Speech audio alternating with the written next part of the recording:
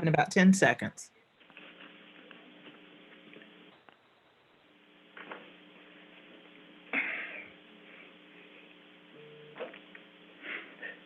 I think we have Catherine Shepherd joining us. Catherine, if you're there, good morning.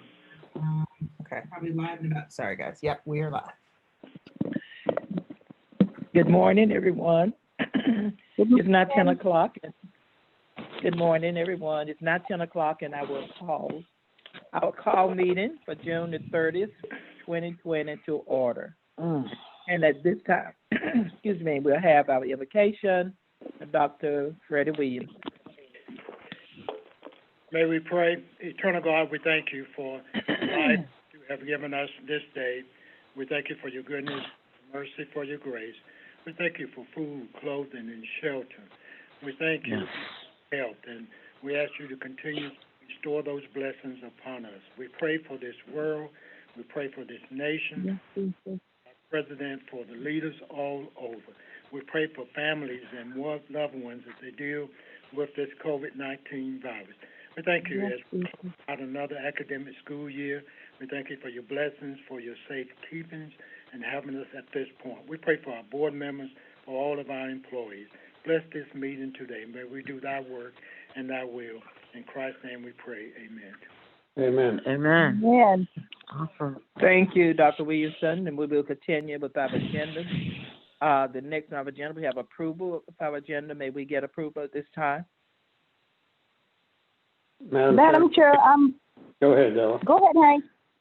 Madam Chairman, I make a motion we approve the agenda that is before us for June 30, 2020. Second. It's been moved and by Mr. Richards and second by Mrs. Maynard that we approve our agenda for June the 30th, 2020. Are there any questions? All in favor, let it be known by the sign of aye.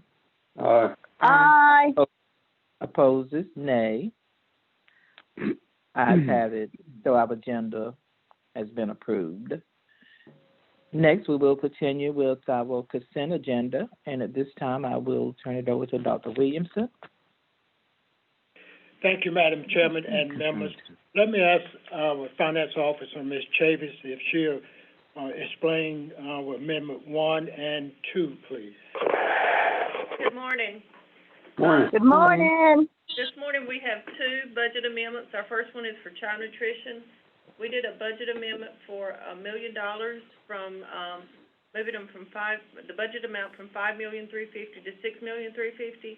And the reason for this budget amendment is we've received state dollars from the state for child nutrition. We received one allocation of $700,000, a little over $700,000, and another for $200 and some thousand.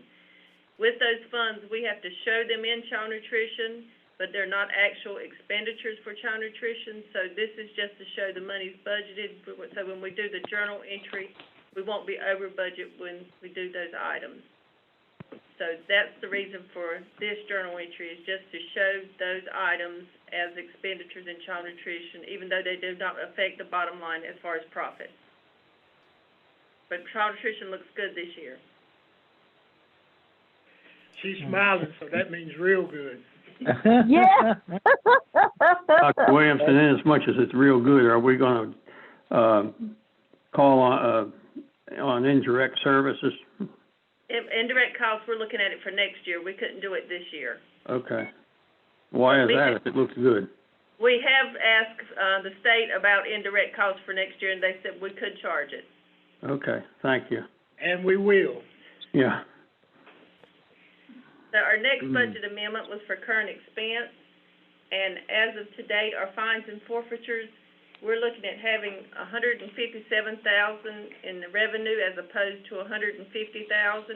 So we budgeted that dollar amount for our low current expense budget amendment. So our revenue increased from $5,850,000 to $5,857,000. And we just showed that in our budget and our expenditures. Any questions on the current expense one?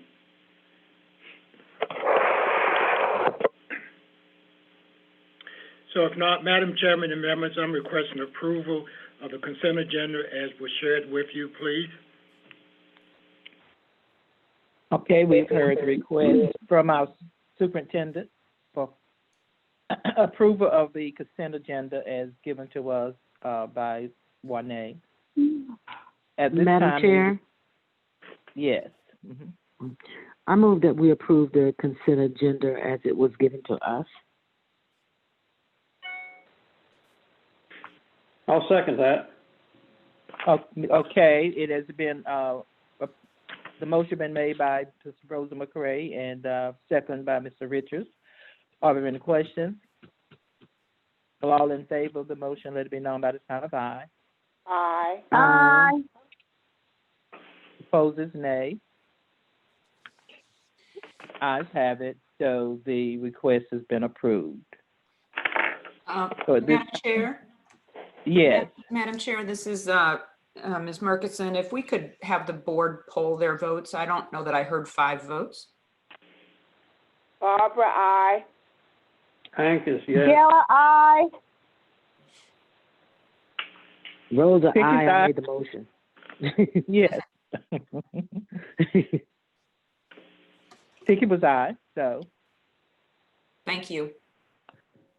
okay.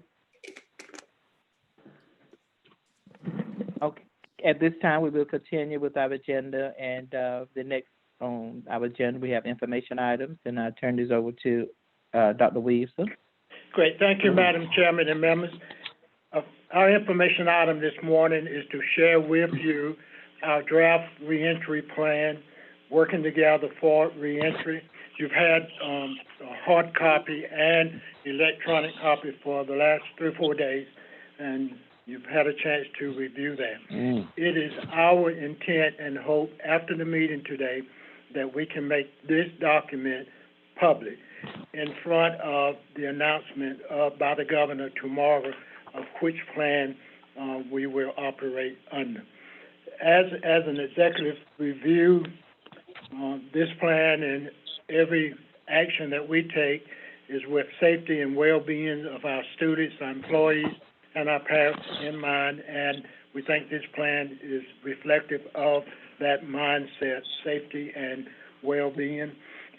Our plan is based on guidance from North Carolina Department of Health and Human Services, from the State Board of Education, from North Carolina Department of Public Instruction, our local health department, and of course the governor's office, and input from our Board of Education members.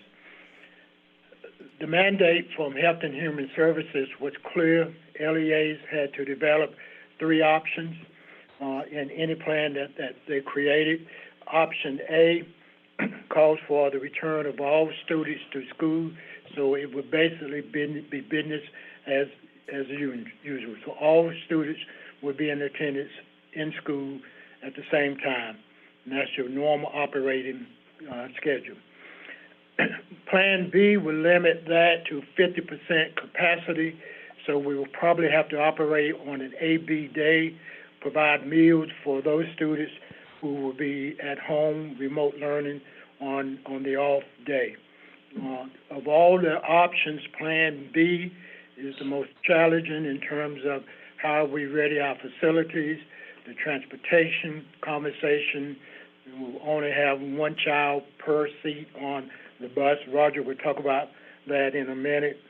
But Plan B is clearly the most challenging option of the 3. And then Plan C will be totally remote.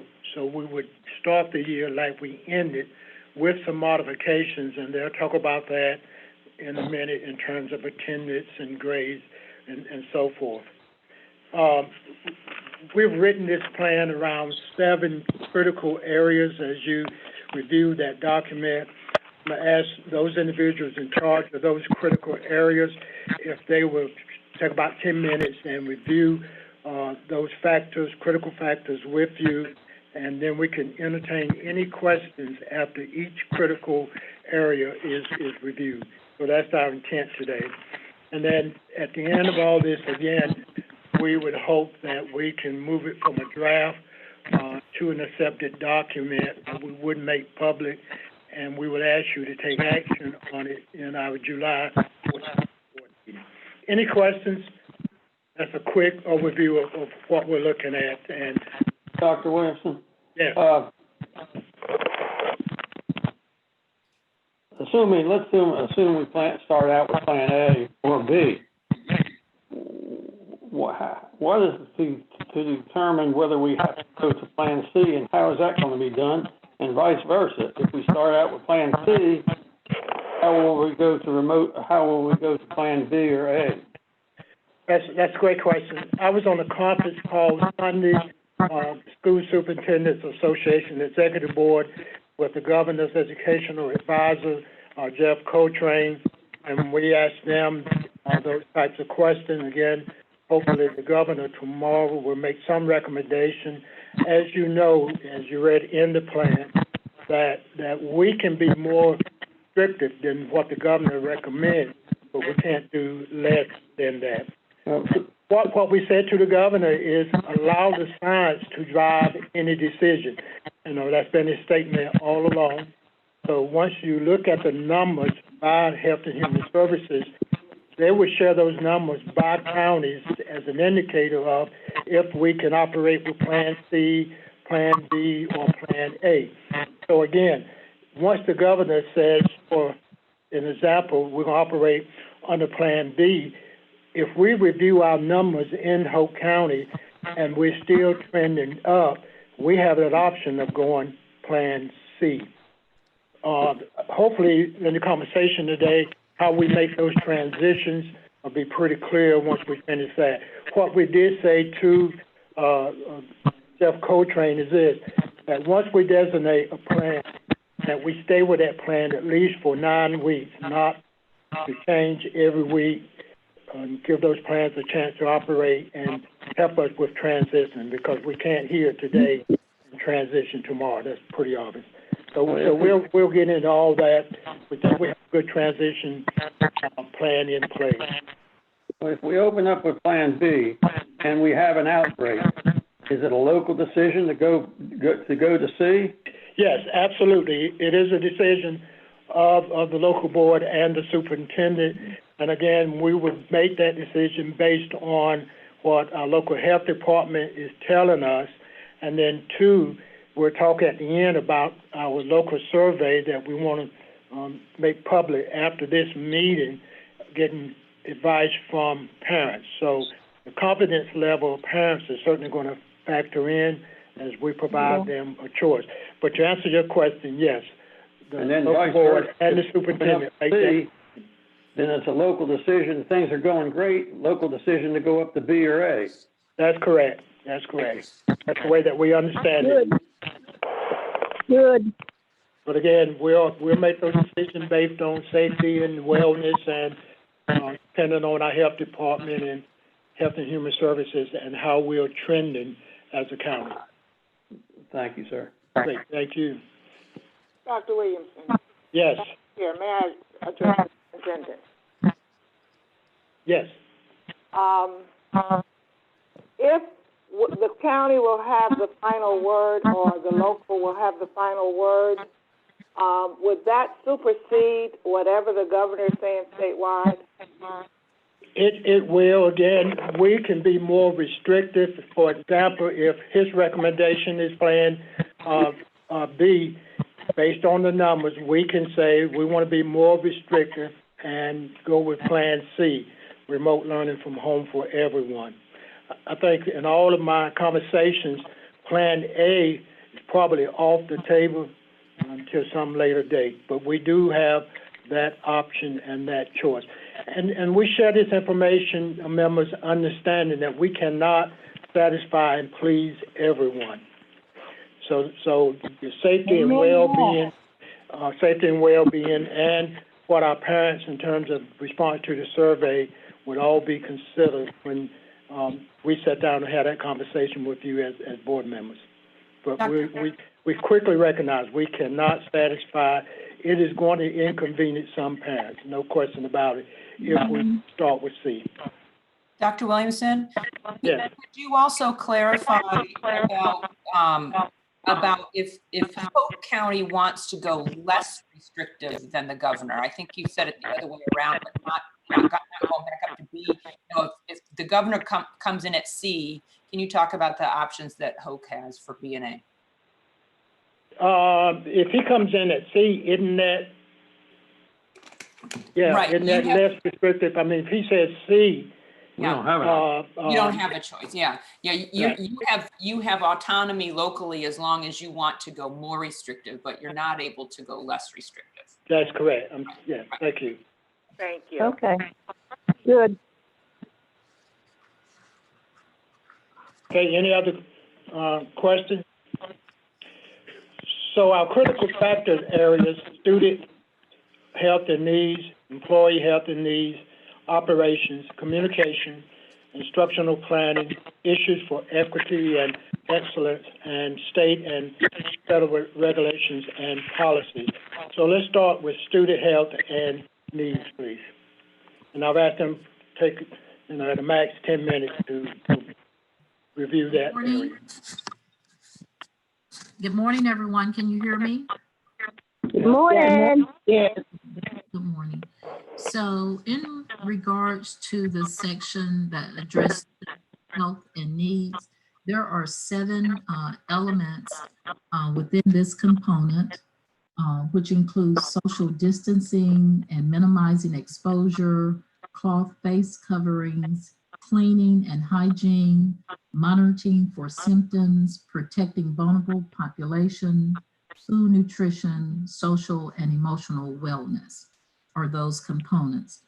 And as you have reviewed in the reentry document, we have included information in terms for Plan A, B, and C, in terms of which we would function under, and those recommendations that we have in the plan are a result based on NCDHSS as well as the DPI document lighting the way.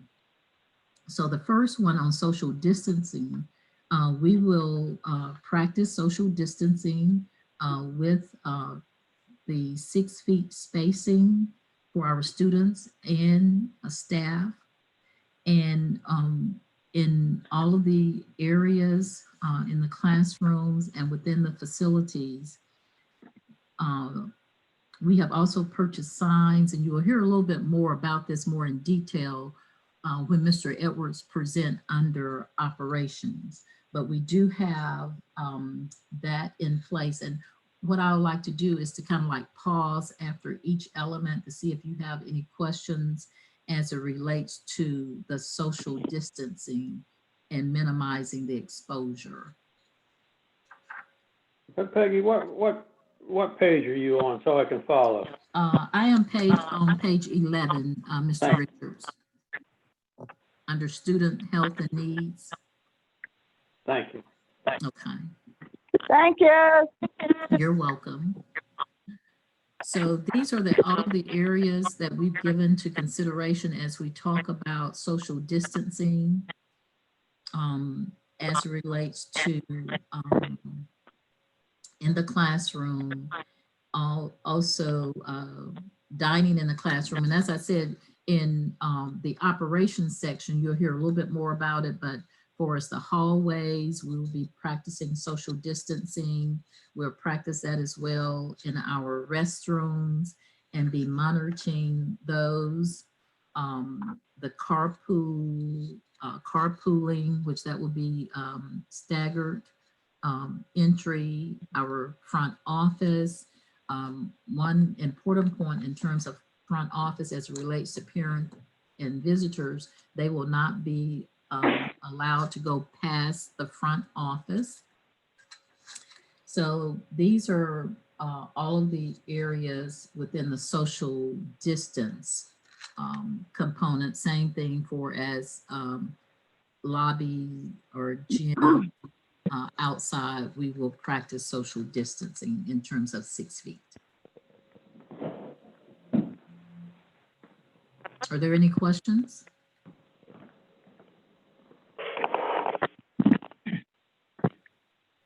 Not for me. It looks Okay, good. so if not, and you can note, of course, as I said in the beginning, everything that's in Plan A will also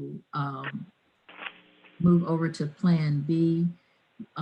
We have added just a few additions in terms of just ensuring if we're at that 50% capacity, but even with out that, to ensure that all meals, breakfast and lunch will be delivered in the classroom.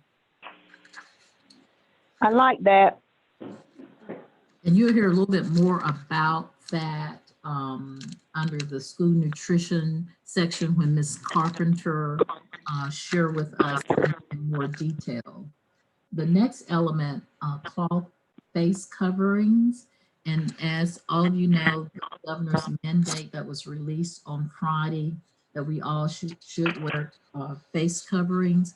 And so that is a requirement by our district.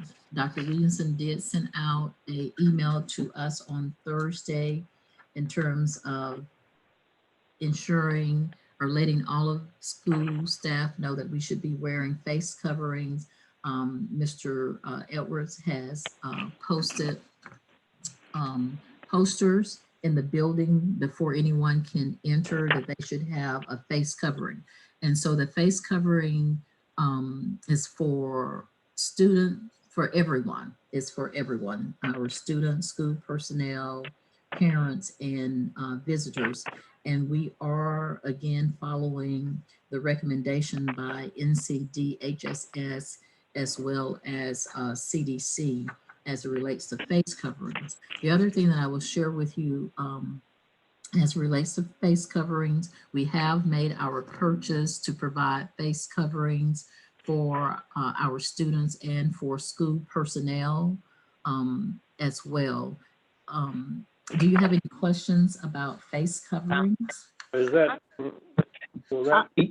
I understand it's mandatory that you wear a mask, but could you wear one from home, or are we going to require that you wear the Hope County mask? Well, if they provide their own, they can wear that, like the students at the bus stop, but they will need to have a mask in order to get on the bus. If they do not have a mask, then we will provide them with one. The driver will provide them with a mask or face covering. What about instructions for cleaning their mask? I'm sorry. What about instructions for washing or cleaning their mask? Yes, sir. Mr. Richards, we will have all of that available when we distribute the mask to the students. It will come with the instruction in terms of how Very to good. Thank you. The mask that yes. Are we giving out the masks that the KN95 mask or something like that? The ones that they say are better for you, or just a mask? We are, the mask that we are providing is 100% cotton. It does have an antimicrobial content within it. You can wash it up to 15 times, and that particular product will still be in it. This was a recommendation from our local health department. So we have made purchases. The N95 masks are primarily for those persons, as CDC recommends, for healthcare providers or people with underlying conditions. But that's what we have made available and what we have purchased for our students and our school employees. What about masks with the messages on it? With the, I'm sorry, with the what? That might carry a message, like maybe some of the masks I've seen with different messages on it. No, ma'am. Like Black Lives Matter and ours are plain, they would be the plain black masks that we will distribute. And each student will have 5 masks, and those will be distributed over time. We will distribute those masks actually to each of the schools, and we will provide them with instructions for distributing the masks to the students. But we will not give them, they're like their 5 masks all at one time. Dr. Owens, Yes, And ma'am. that, Stella, when we looked at the cost of the mask, to have some message was an additional cost, and we didn't think that was a wise use of money, not knowing the duration of needing masks in our buildings. So again, they're just plain mask, cotton, meeting the recommendation of our local health department and CDC. Some individual schools have purchased masks, and they do have their logo on that. That's entirely to them. But from the district, we did not invest money on any type of message or symbol emblem on our mask. That's fine. okay, thank you. But I'm Dr. so Owens. confused, Madam Chair. Yes. I think I have the same question that Ms. Maynard had. If I want to wear my own mask with a message on it, am I allowed to Yes. as a student or as a faculty member? Yes, as long as that message does not disrupt the school, we can't violate a student's First Amendment right of free speech. But if any message is disrupted, we do have a right to address that. Thank you. Thank you. Dr. Yeah. Owens. Let me ask Ms. Yes. Ferguson, am I right on that? You're absolutely right. That's Dr. correct. Williamson. Yeah. If a student, comes to the bus stop, doesn't have their mask, then they don't get on the bus, is that correct? That's No, correct, because I do want to put an emphasis on we're requesting you as a board to support us and that everyone has to wear a mask to ride our bus, to enter our buildings. That is not an option. If we have students and parents, for whatever reason, to say, I don't want my child to wear a mask, that's fine, then they have to select maybe the online option from us. Our requirement is everyone, employees, staff members, entering our buildings or riding the bus will have a mask. Roger's going to talk in a minute about any type of disciplinary action that we might need to take with that. We understand that we're going to get pushback. Our resource officers, we've been in conversation with them in terms of what might happen. Again, we've been clear, parents, visitors can't move beyond our front office. So we're asking you as a board to support us in this plan. Our requirement, everyone has a mask if they're in our buildings or on our buses. You have my I support. agree. Visitors also. Yes, absolutely. Yes. Right up on that as well. Once we give out 5 masks, what are we going to do? Are we going to sell to children, to the students? Once we give out their 5 masks, and I know it's going to be not at one time, but you know how kids are. Are we giving any more? Are we going to, at that time, we're going to sell it to them, or what? What are we going to do? No, it's never our intent to sell. We have federal money to support the purchase of masks, and we have some of those funds in reserve. They've done a tremendous job of trying to anticipate and to plan, but it's never our intent to sell a mask. Well, if someone's not doing the appropriate thing, losing them all the time, that's when you contact Dad, correct? That's correct. That's correct. Part of this ongoing conversation is that of equity, and I'll ask Ms. Wilkinson to speak to that. It's always an issue if students or parents have to purchase something in a lot of cases. So equity is part of this plan and every plan. Will you speak to that, please? Yeah, that's one of the biggest challenges I think that COVID-19 has had is the equity that this virus is having on students and their access. So the more that we can make things available across the board without restrictions, the better it will be moving forward. So that's absolutely a concern that we have in terms of challenges down the road that service were not provided in a way that provided equal access. We want to be sensitive to that.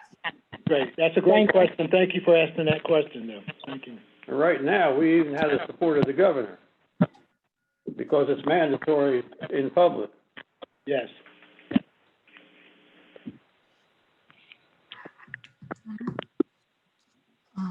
Okay, Any Paige? other questions on face coverings? If not, we will move to the cleaning and hygiene.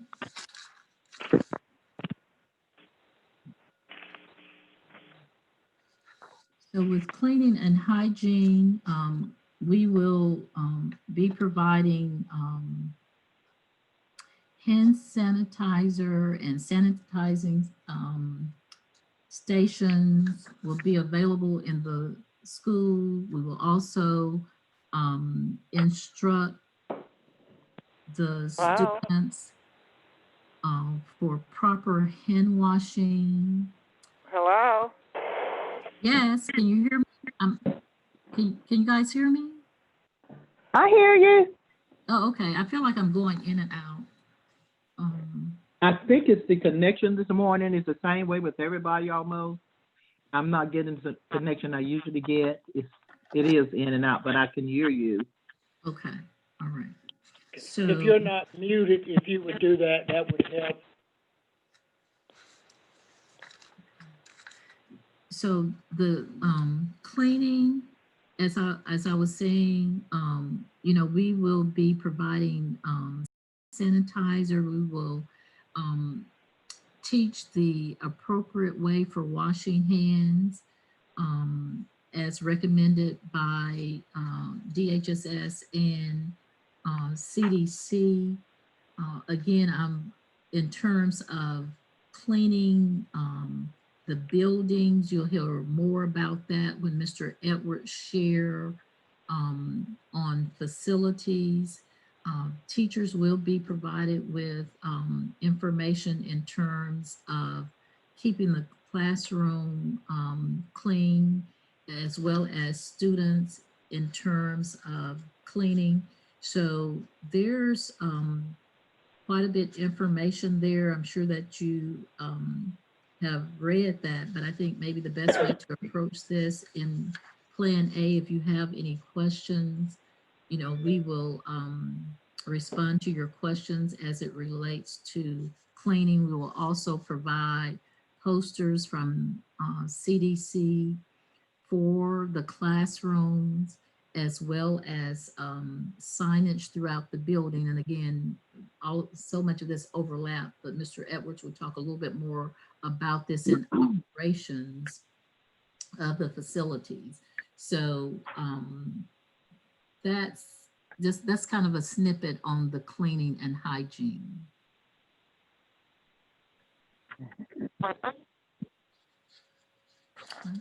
All right, so protecting,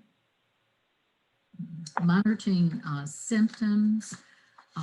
In this particular section, we will be doing screening. We'll check for, we will do temperature check as the students enter the buildings, and also as they get off the school buses.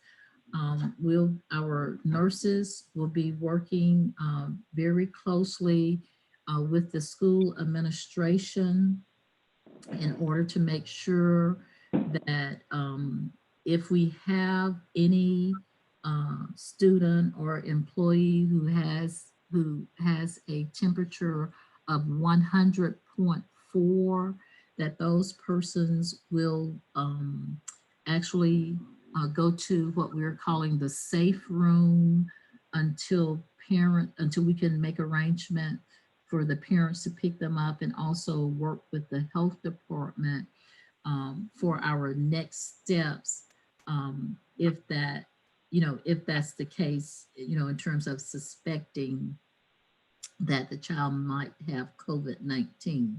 But we have purchased enough thermometers for each of our school buildings. Each building will, depending on their size and also using the guidance from NCDHSS. We're looking for each school to receive anywhere between 5 to 20 thermometers, and they are the touchless thermometers that we have purchased for our schools.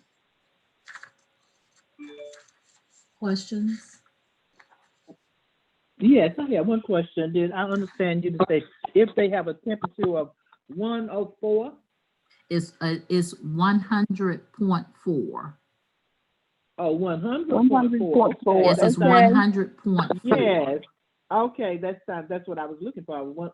You say 100.4 instead of 104. Okay. Yes, ma'am, it's 100.4. Mm-hmm. Yes.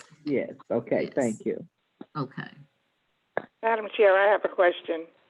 With the constant cleaning, how will we make sure that we're not cleaning and hurting somebody who may have some kind of allergies or to the cleaning products? Because many people have problems with cleaning products.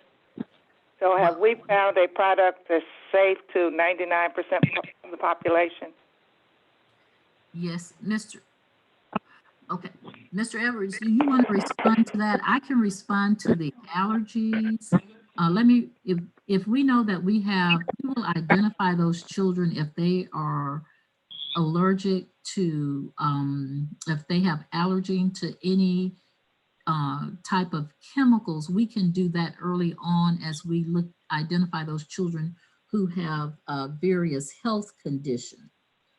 Mr. Edwards can address the chemical, but I know, yes, but Mr. Edwards, you want to talk a little bit more in detail about the chemical?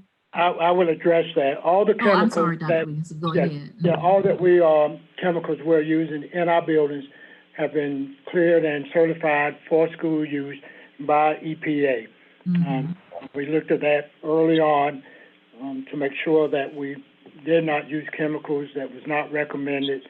And then as we spray these buildings to deep clean them, that product dries within 5 minutes. So, and again, EPA says it's safe, dries in 5 minutes. Don't recommend that we wipe anything down, the chemical itself. And then I think, Roger, there's a life of 12 hours, 24 hours on the chemical in terms of killing bacteria. That's correct.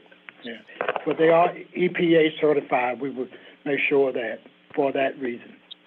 Thank you. Yeah.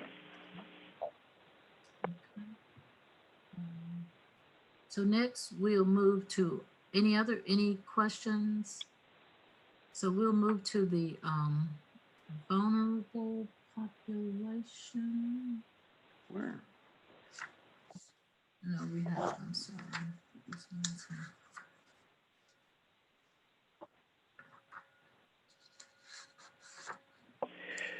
Lynn, will you address that, what group of students we're talking about, and then Donna in terms of our employees, please?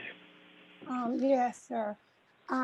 In the vulnerable populations, what we've talked about here is a lot of our students with medical conditions or chronic illnesses. So what we're going to do, we ask that each school to consult with the Exceptional Children's Department, looking at their IEPs and looking at each student individually. We're also looking at providing extra supplies to those self-contained classrooms and bus monitors. We've decided we're going to pack them a book bag that have gloves, wipes, paper towels, extra masks, hand sanitizers, all of those supplies that they can do extra cleanings. We also looked at some of the students that in the CDC guidelines, it talked about students not being able to tolerate face masks due to developmental or medical or health issues. So we've looked into face shields for those students that may not be able to keep those masks on or that have those health and breathing issues. So that's one of the things. And then we looked at students who have compromised immune systems and or chronic or moderate illnesses that we know that are very sick, that providing an alternative learning arrangement for those students from the beginning.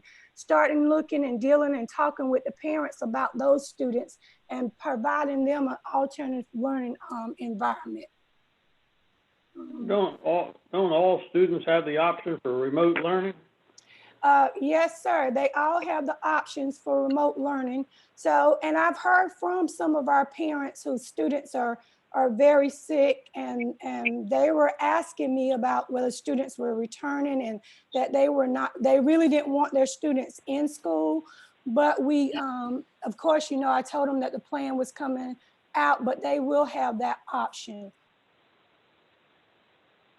And we will gather those numbers from our survey. That's why timing is critical, that hopefully we can release the survey no later than tomorrow.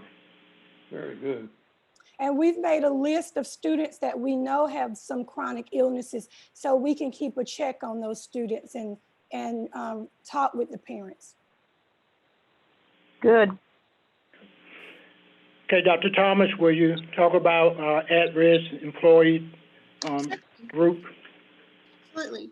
So for the vulnerable populations, for our employees, we definitely want them to self-identify to HR if they are at risk, so we can make sure that we can meet the reasonable accommodation for them.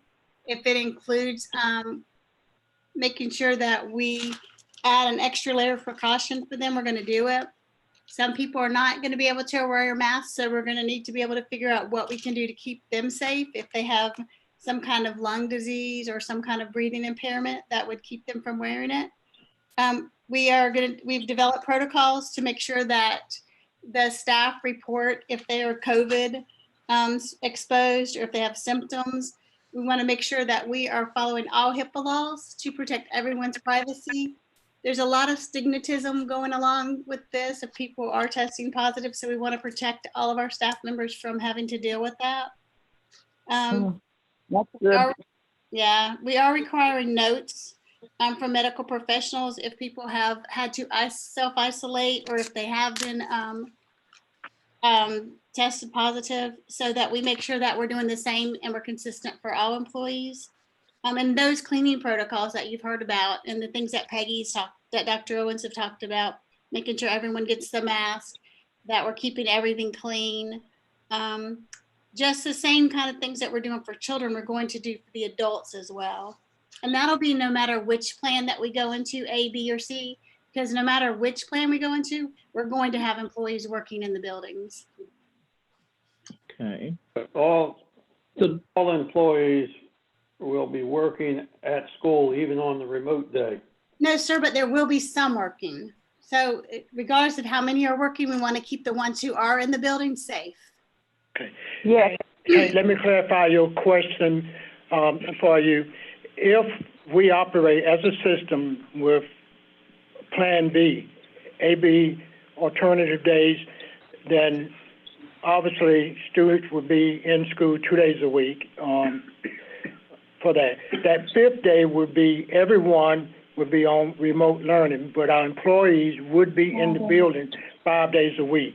Yeah. If we end up in Plan C, obviously, and we operate like we did this summer, teachers would be at home, instruction, classified employees will be helping with meal deliveries and et cetera. So to answer your question, if it is Plan B and we operate on an AB schedule, that fifth day will be remote learning, but all 5 days our employees, teachers included, would be in the building. Thank you. Thank you. Mm-hmm. Where Dr. does Thomas. the TA, Yes. go ahead. Oh, Dr. Thomas. Yes, ma'am. Okay. All right. Okay. I want some clarification on this. You did say that those employees, teachers, and so forth that are not able to wear face masks can also wear the shields, just like the exceptional children will be able to do if they cannot wear a mask. Absolutely. We'll have to do something to accommodate those folks. Yes, ma'am. Okay. Yes. Okay.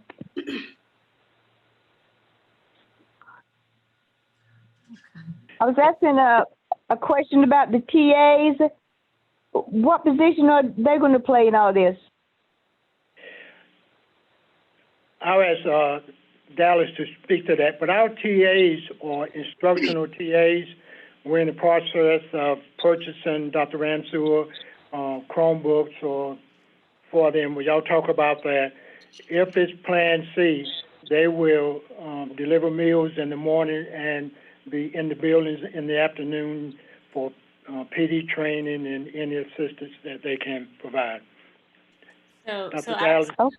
yes, we want to make sure that we're able to utilize our instructional assistants in an instructional manner.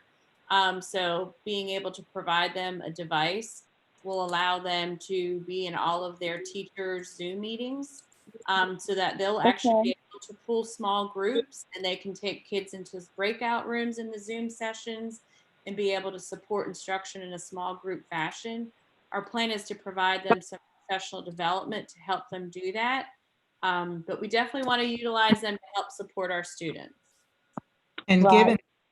given that, and recognizing how important they are to the instructional framework, if you will, it's important that all of our teacher assistants have access to a device. So that is why we are increasing the number of devices that we have available, so that all of our instructional support staff will be able to support the remote learning. Great. So we need our TA. I'm sorry, repeat that?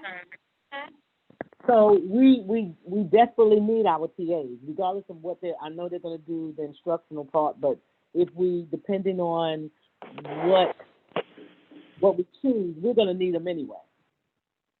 Correct? Yes, absolutely. No plans not to keep them employed. No plan not to keep them in the mainstream of our instructional work every day. Again, if it ends up Plan C, then they will help deliver meals in the morning and back in our buildings in the afternoon. But to answer your question, we have no intent of cutting any TA positions. Thank you, Dr. Williams. Good. You mentioned face shields for employees. I assume the same would hold true for students. Yes, if that's what it takes to meet that particular need. We do have some clarifications. For example, our bus drivers cannot have face shields on. That's some of the federal guidelines. They see that as being disruptive to their duty and ability to focus on driving. All of our nurses will have face shields. Our cafeteria folks will have masks, gloves, etc. But if that's a need, we will provide that shield for individuals. Now, we all recognize there will be some students in that group, vulnerable group, that we cannot meet their need, but we will provide an alternative opportunity for them. Yes. Thank you. Dr. Williamson. Dr. Williamson. Yes. Listen, yes, I have a question, and it may come up a little later. Somebody may answer it, but I have concern about the homeless children, and I know homeless comes under so many different, I guess, topics and so forth. I'm not talking about the homeless that live with grandparents and so forth. I'm talking about the homeless that live in the woods behind Walmart, in that area back there in those woods. How will they receive the same education that these other students are getting when they are there, and they don't have access, I don't think, to computers or Chromebooks or anything like that? But what do you do about them? What are you doing with them? Right. Let me ask Dr. Orange from the requirement perspective to address that, and then I will follow up. Okay. Okay. So, Ms. Pickett, first of all, we are required to identify who those students and parents are. So the school social workers, we do identify them, and we have a conversation with them. And I'll give you an example. This summer, we're working with a family, and basically they have chosen to live in a tent. However, according to the mother, she she has indicated to us this is their way of life for the summer. And so when schools start back, they will live double up with a family member, you know, so that the child can receive his or her education. But we are required, you know, to provide services to our homeless students. And so we do that, you know, the best that we can, given their living situation. But we currently, you know, what I will say, we have not had anyone to be in oppositional or not receiving services that, you know, that they do ensure that their children, you know, come to school. Okay. But we do provide them now with what needs, you know, we meet their needs, whatever those needs are, that, you know, we work with them very closely to meet their needs. Okay, thank you. A good question. And then we do operate child fines. So we're constantly, if we get notification of students, being migrant students or homeless, we do make an attempt to find those kids using our personnel to do that. Correct, Peggy? Yes, sir, that is correct. And Okay. we have a really good relationship with our neighboring counties as well, in terms, especially if they have children that's from Hoke, or we have children from Robinson or Cumberland County, that we're in contact with each other, you know, the school social workers and student support services directors. Okay, thank you. Thank you. Okay, so I think next, I think we're ready to move to as I mentioned, the school nutrition. On that segment, we will, I'll defer to Mrs. Carpenter, because we've kind of reworked our plan a little bit, and school nutrition is under operation. So she will address that in more detail. And so the final section here, or element that I will address, will be the social and emotional wellness needs of students. And we will be addressing social and emotional mental health needs of all of our students. We will reach out, student support services staff will reach out to those students with pre-existing mental health issues. We'll also review our processes and protocols that we currently have in place. We will be offering a variety of professional development as well for the staff, as well as for our specialized staff, and then for the general staff at large. So these are some of the ways that we'll be meeting. We have been practicing this, so we will continue practicing it. Our school mental health coordinators, they will also be monitoring the Go Guardian, along with our support staff that's in the buildings. So that's a brief overview of that segment for you. Do you have any questions?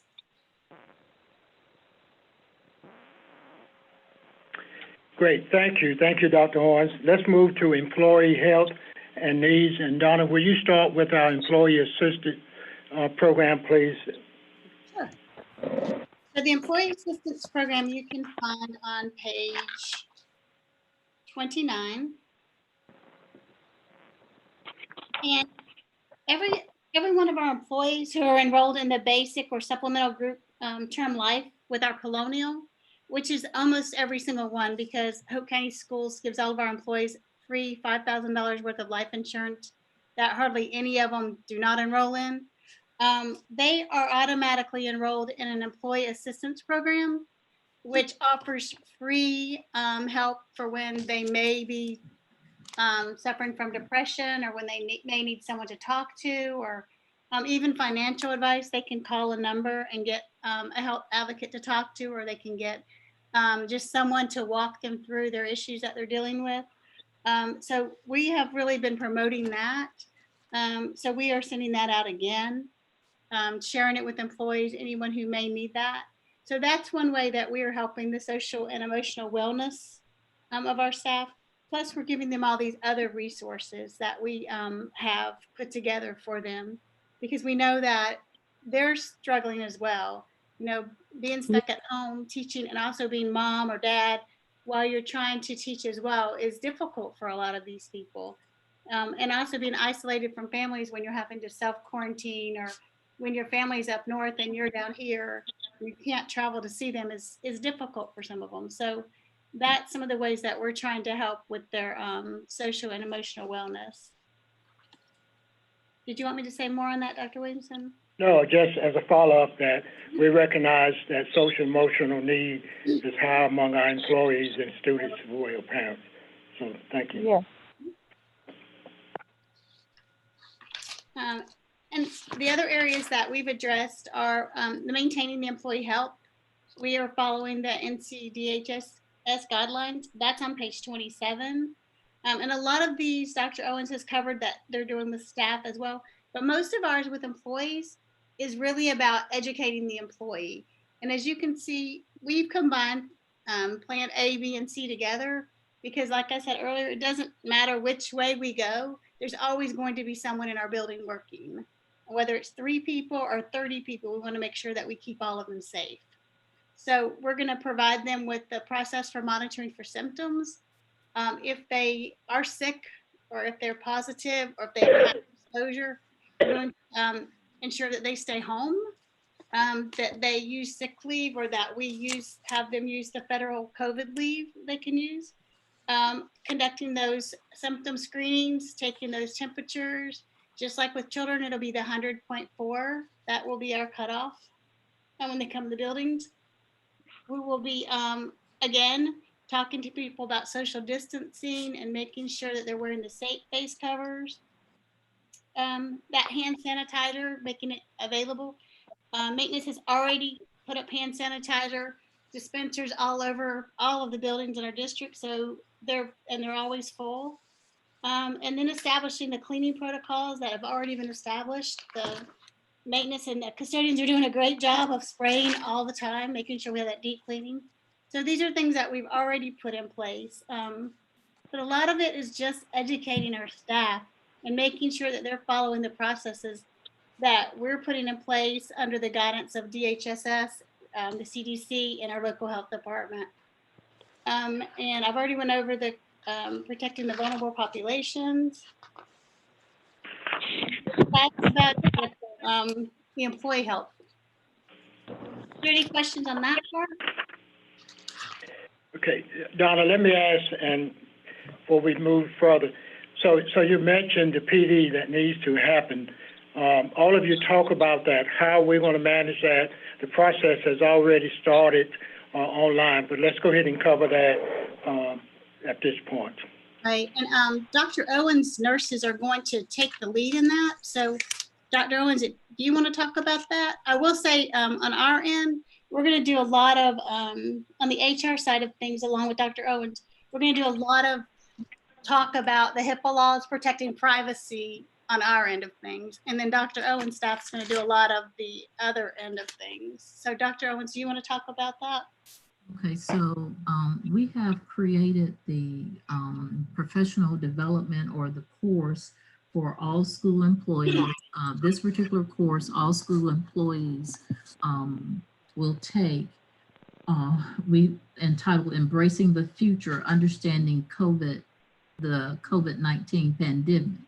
The module will be in. There will be 2 modules. Module 1 will focus on COVID-19 basic information, to include transmission, symptoms, prevention, vulnerable population, testing, and self-care. In Module 2, we will describe the safety measures for dining in the classroom, cleaning and disinfecting the school and district facilities, and then explain the transportation protocol and procedures. So this is a general training that all school employees will take. And then from this, each individual department will have their own course. For example, Mr. Edwards is working with Mr. McGregor to develop a more in-depth course as it relates to cleaning and disinfecting, where our custodians will be receiving that information, because they need a little bit more information in terms of, you know, we kind of talked earlier about the type of cleaning supplies that they're using and how to use those supplies, versus in the general course, we will let people know, or as they take that course, that cleaning will be done. And as Dr. Williamson mentioned earlier, that cleaning will take place throughout the day, that we will be doing deep cleaning each evening. And so that will be the difference there. There will also be a separate course for bus drivers, as well as they work with Mr. Parrish, so that he will talk more in depth about transportation and those kinds of things that bus drivers need to know. And of course, Dr. Thomas has already shared in terms of HR. So each of our departments, especially with Student Support Services, we'll be doing more in-depth training with our school nurses, and as well as the counselors and social workers receive a little bit more in-depth training in some of these areas, along with C&I as well. So that's where we are as it relates to the new course. I think Dr. Ramsher, I guess Dr. Williamson, if you want her to talk about Canvas in terms of the new platform that we're using. Well, they can do that when we get to the instructional part. Dr. Okay. Ramsey, that's the format of the PD online. How do we verify that our employees have reviewed that? Walk us through that, please. Right. So what we will do is mirror that after the what we've been doing with all of our online PD this summer, is that employees will go through the course, and when they get to the end of the course, it will generate a certificate, but only if all of the course has been completed. And we'll be able to see click by click what employees have done. So we'll be able to determine that the course has been completed in full. And at that point, a certificate will be generated. It is our plans that once individuals go through and complete all the training, and we want, regardless of their assignment, we want everyone to look at the training. We will pay them a small stipend for their time. We recognize the value of time. So normally at the beginning of the year, we've always given them a $50 stipend. We would include, and help me to remember, what do we say, somewhere between 150, 200. 200, we're gonna clear 150. Yeah, 200 that they would clear 150. So they will get that plus the traditional $50 as an incentive to sign on and go through the training. Okay. Okay. Dr. Thomas, anything else? No, sir, not unless there's questions. That's all. The employee one is, it was pretty easy because we really are doing a lot of what we're doing for students, but it really is all about educating, educating our staff. Right, right. All right, right, you're right. That brings us up to operations. You want to start with child nutrition? We can. First. It doesn't matter. Miss State Director of the Year, if you will talk about. Hey! Congratulations again. Thank you, Ms. Maynard. Thank you very much. Good morning, everyone. How are you? Good morning. Board Chair and Dr. Williamson and all the board members. Dr. Owens really kind of hit on some things that were very important for child nutrition. And I am on page 31. I am on page 31. I forgot to mention that in the beginning. We will, our child nutrition team members out in the schools and in the office, we will all be wearing masks. We will all try to practice the social distancing the best we can. Working in the kitchen sometimes it's hard, but we will do the very best we can. Of course, we will continue due to hazards analysis critical control points, which we call HACCP. We will continue to follow those guidelines, and therefore we will have to wear gloves and also make sure that the protocol of washing hands is done continuously throughout the day. We will also continue to clean and sanitize as we've always done. But Mr. Edwards will, again, when his team does the school part, they will also do the cafeterias and the kitchens as well, in addition to what we normally do every day. In Plan A, our students will have breakfast and lunch in the classroom if we do Plan A, even though all of our children will be in school Monday through Friday. We will still serve in the classroom. So they will have breakfast and lunch in the classroom. So all meals will be served in the classroom regardless of A or B. Of course, the B plan is a little bit, that's the one I need to spend most of my 10 minutes on. So if there are any questions, you can ask me questions. If they are coming to school on the first day, Monday, when they leave, they will receive a bag meal to take home with them for Tuesday. And then on the students that come on Tuesday, they will receive a bag meal so that they can have it on Wednesday. And then when they come on, the students that come on Wednesday, they will leave with 2 bag meals. So we'll have what we call a t-shirt bag, and that's kind of like what you get from the grocery store, the plastic bag with a handle. They will have 2 complete bagged meals, breakfast and lunch. For the Wednesday children will have it for Thursday and Friday, and then the Thursday students will have it for Friday and Monday, or Friday and Saturday, whenever they want to eat the food. But it will be 2 complete bagged meals with breakfast and lunch in both bags. How do you keep those meals from not spoiling? Well, Mr. Richards, excellent question. We will be following the guidelines that we have received from the Hope County Department of Health. And we will put in the meals that went home from beginning in March, from March to June 30th. We did have a sheet of paper in there that stated that how they needed to store the meals and how they needed to preserve them. So of course, we're hoping that our parents will continue to do that. We'll continue to refrigerate them. We'll continue to get them into a cold storage or cold area so that they will last. And we're providing the meals for them, but we're not saying that when they have to eat them. So they can eat them whenever. It's just what we're providing for them. But we do hope that they will be put into a refrigerated unit immediately when they get home. Thank you. So from my understanding, we're going to give them bagged lunches for the opposite days that they're not there. And we're going to provide meals on the buses, Dr. Williamson? Yes, that's our intent, to use yellow buses. So let me ask Ms. Murchison, have that been cleared, or Ms. Carpenter, that the summer feeding definition can be extended next semester that will allow us to use yellow buses?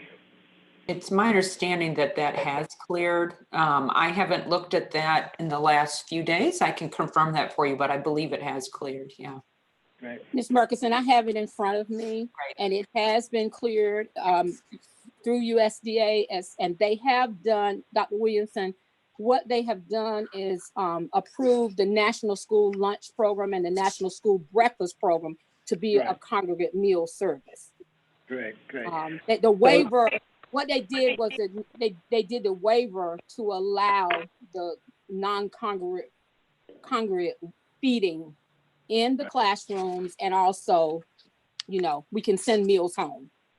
So what was approved is a little bit different from the summer feeding program, meaning that the reimbursement rate will not be as high as the summer feeding program, correct? That's true. They're using the traditional National School Lunch Program. Right. The National School Lunch, I'm sorry, the National School Lunch Program and the National Breakfast Program. Right. But with that opportunity to use yellow buses to deliver meals, then if we stay with A, B, and Friday being remote learning, it does open the possibility to use buses on that day, because we don't want a loss in our food service with not being able to get a reimbursement. So that's a major step that, again, we'll sit down and see if that's feasible to do that. So one, And also, oh, excuse me, Dr. Williamson, I'm sorry. And also, they also approved the they also approved the waiver to allow parents to pick it up as well. Great. So either way, you could do the pickup, or you could do the we could do it in the classroom, or of course we can send the meals home. So on Monday, one set of buses will bring children to school. I'm assuming we're on the B schedule now. And another set will be delivering meals to those not in school? No. B is a 50% capacity. So our intent is, as we split our membership, we're aligned with Civilian, so we'll use all of our buses every day, because keep in mind, we can only transport half of the capacity of a bus. That'll be one person per seat. So our plans are to do that we won't end up in the red, and we'll continue just to pick up and drop off rather than run multiple routes, and Roger will talk about that a little bit. So our intent, Mr. Richards, is use those buses for that, and then they will carry those meals home. But we will run all our buses every day to pick up students. The children who are not in the school on Monday, right, will not have lunch privileges. Well, when we look at those numbers, because we do need that reimbursement, we may have to modify and use part of our TAs that way. A lot is dependent on the announcement for tomorrow. But we've had conversation about all the what ifs, all the possibilities that we can serve those meals and get that reimbursement. So we're open to all of that depending on the need. Thank you. Yes, sir.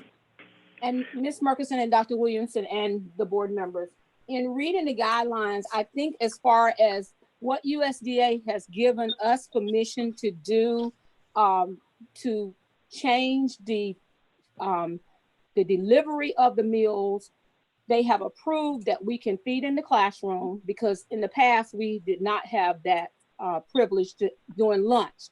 We could do it during breakfast, but we couldn't do it during lunch.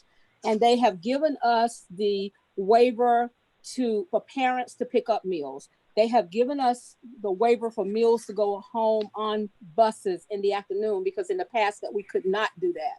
But as far as using the actual yellow buses like we did in March, I think that is a state decision. Ms. Murkison, am I right about that? Yeah, that would have to come from the state, because it's the state statute that restricts the use of those buses. That's correct, yeah. Right, so the USDA has given us permission to to change the child nutrition method of serving our students. They have given us a waiver to do all of these things. As far as whether we can take a day or put like we did from March through June 15th, put them on the yellow school buses in the coolers and pass them out, that is a state and a local decision. So, Mr. Richards, we certainly will look into that if we have to, definitely, send meals. But right now, we can send them home with the students. We can send those meals home with the students. Like if they come on Monday, they can take those meals home with them, but they'll eat in the classroom, their regular 2 meals, and then they'll take 2 meals home with them for the next day. Right, but I'm not in the classroom on Monday. I go on Tuesday, but you could deliver a meal to me on the Monday afternoon route. Well, what we plan to do, unless things change, the Monday children were going to take meals home for Tuesday. the Tuesday children were going to take meals home for Wednesday. And then on Wednesday, we were going to give those students their meals for Thursday and Friday. And on Friday, we were going to give the students the meals for Friday and Monday. Okay, there we go. That's our plan. And we have looked into things. In addition, we have already given our usage for shelf-stable milk. And we've looked at things that would hold up, Mr. Richards, to answer that question, that they would hold up over the weekend. Yeah, we're good. That'll work. We did have a conversation around your question, Mr. Richards, that we did ask a question. So will there be a population of kids or group of kids that would not receive a meal at any point in time? And so we walked through that and then fell back to scheduling and how we could make that work. But we did ask that question in the beginning, would there be a time when we had a group of kids that did not receive a meal? And we think we got that resolved. So that's a great question for us. Sounds good. Yeah, Yes, that was an excellent question, Mr. Richards, because they brought out a lot of things that everyone could hear. So that was an excellent question. And one additional thing, excuse me, I'm sorry. No, go ahead. And one additional thing that I'm sure Ms. Merkelson is quite aware of, that USDA did not give a waiver on, and that was water. We did not receive a waiver on water. They did not approve the waiver on water. So we will have to provide our students with water if they request it. It is a request thing, but if at any time during the regular school year, we had water in the cafeteria and students had cups and they could just go up and get water if they wanted it. So what we're gonna do now is just simply offer the water in cups with lids. If students order it on their Google Docs or whatever they need to order it on, whichever way they need it, to receive it. All they have to do is request the water. And so therefore they will receive that water. So Ms. Merkelson, we have taken care of that. We looked into that and because USDA did not approve that waiver. Yeah, great, thank you. Ms. Carpenter, let me ask you, of our plan to continue to serve breakfast in the classroom, meal in the classroom, tell me the role of our students. They will only be able to do what and not do what? Okay, our students cannot handle any food directly, but they can come to the cafeteria for breakfast and for lunch, and they can pick up the coolers and they can pick up the red insulated bags with the food in, and they can take them back to the classroom. Once they get to the classroom, they cannot handle anything at that point. The teacher or teacher assistant will have to handle the food at that time. They will, of course, have gloves on. They will wash and sanitize their hands. They will have gloves on. Of course, everybody will have masks on, and they will use the Google Docs form that we will provide for the students to order from. And then they will pass out, the teacher actually will give the meals, will give the bag meals or the tray meals, which it would be a carry out tray, closed carry out tray, and the milk or the juice. They will actually give that.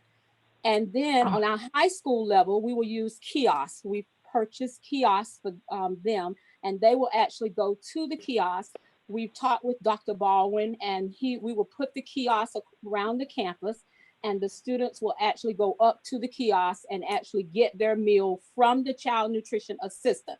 They will not touch anything. They will just be allowed to tell them which meal they want, and they will give them that meal. Great, thank you. You're welcome. Are there any questions? I do have a question. Probably this is for Dr. Williamson. We know having food in the, and I understand why we're doing all of this. This is great. But when we have food in different areas, then that sort of, we get bugs and things like that. Are we going to make sure that we do more spraying and things like that, Dr. Williamson? Yes, we now treat our buildings on a schedule, and if we do have an infestation problem, then we call and we get those buildings serviced. We do remove the trash from breakfast right after breakfast every day, so we're not allowing trash to sit around and celebrate on that. But to answer your question, if we ever have a problem, then we get an extra treatment, based on us calling them. Okay, thank you. But we have not had a problem. No, we have Thank not. God. With our breakfast in the classroom, we did not have a problem last year. We sure did not. Mm. Any other questions? Okay, Thank then you that brings very us, yeah, that brings us up to school facilities and Mr. Everett. Yes, first of all, I'd like to cover transportation as part of the operations, and then we'll talk about facilities. Some of these are very similar as far as the professional development for the employees and the rigor of that treatment for those buses and facilities. First of all, on transportation, and I want to do a little disclaimer here for both of these. When we talked about this and worked through this, our number one goal was to make sure that the safety and well-being of our staff and students was our number one priority. And when we talk about Plan A and Plan B, for example, in transportation, even in Plan A, cloth mask, face mask are required, as well as much social distancing as possible in that situation. That both of those are not only recommended but also required as in our way of thinking. First thing I want to hit here on the transportation is cleaning and disinfecting of each bus. After each route in the mornings and each route in the afternoon, drivers are responsible for cleaning and disinfectant treatment of the buses. The cleaning part basically would be any trash that happens to be in the bus and that kind of thing, but we're trying to discourage as very best we can to bring enough food on the bus to be consumed on the bus during this time. The drivers will be trained in the use of the disinfectant and have any kind of wipes or whatever they need on the bus to back that up. But after each AM route, before they run the second route in that morning and the third route in that morning, if that's applicable, they will spray the entire bus, open as many windows and doors as they can. That spray usually takes about 5 minutes to dry. In the afternoon, they'll spray after each route, and after that final route, when the bus is swept and cleaned for the evening, getting ready for the next morning, they will spray before they leave the bus. We'll talk about the training for that in a few minutes. If we come down to the bottom of that page, is any student that becomes sick during the school day will not be permitted to use the transportation to return home. And if the driver has become sick during the day, then the protocols will be followed, and that person will not be able to drive students. Student behavior, we mentioned earlier about requiring face mask on the bus. And also another piece of this is we feel like we must have assigned seats for students so we know who is on the bus and where they're at each day. Siblings are going to be, we try to sit siblings together as much as possible. When students come to the bus stop and board the bus, our expectation is they will be wearing their mask. If the student does not have a mask, then the bus drivers will have temporary disposable mask they can offer to the student. Now, as far as what happens when the students refuse to wear a face mask, let's give some examples. First offense, if the student gets on the bus, does not have a mask, the driver will provide a mask. If the student wears that mask, then the driver will notify the school administration that the student did not get on the bus with a mask, but did take the mask that was offered. And that's pretty much a warning. As a piece of this, the school site-based administrators and staff have to communicate frequently, early and frequently with parents and get their buy-in to this and help us as much as they possibly can with this. First offense, if that student gets on the bus with no mask and then refuses to wear a mask, the driver will just continue with the route, students on the bus. The driver will notify the school administration when they get to school and let the school administration deal with that as a disciplinary matter, according to the student code of conduct. Once again, we go back to school administration and regular communication with parents.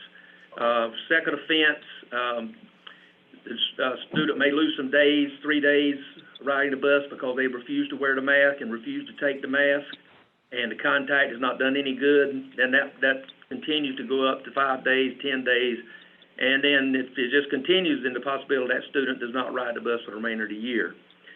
We have to have, to make the mask deal work, we're not going to leave anybody beside the road. We're going to transport them, and we're going to let the school administration take steps that they need to to help us enforce that. Sit in a assigned seat. We're going to have help also from school administration here to make sure that students sit in assigned seats so the driver will know who's on the bus and where they're at. And especially as you move into an A-B day where there's different riders on both of those days, it's imperative to be able to identify where students are at. Once again, the consequences on this multiply as increase with the offenses, but we feel like that this part of it is covered through the student code of conduct, through the insubordination clause. I'd like to make an effort here for the board to understand that we appreciate the need for students to attend school, and we're not looking to deny transportation to students. And our administrators are going to work with parents, but at the same time, we've got to have people understand that you're going to have to wear the mask on the bus, and you're going to have to wear the mask when you come to school if you're going to take advantage of the in-school educational opportunities. Let's talk a little bit about driver behavior. Drivers are required to wear the face mask during each bus route.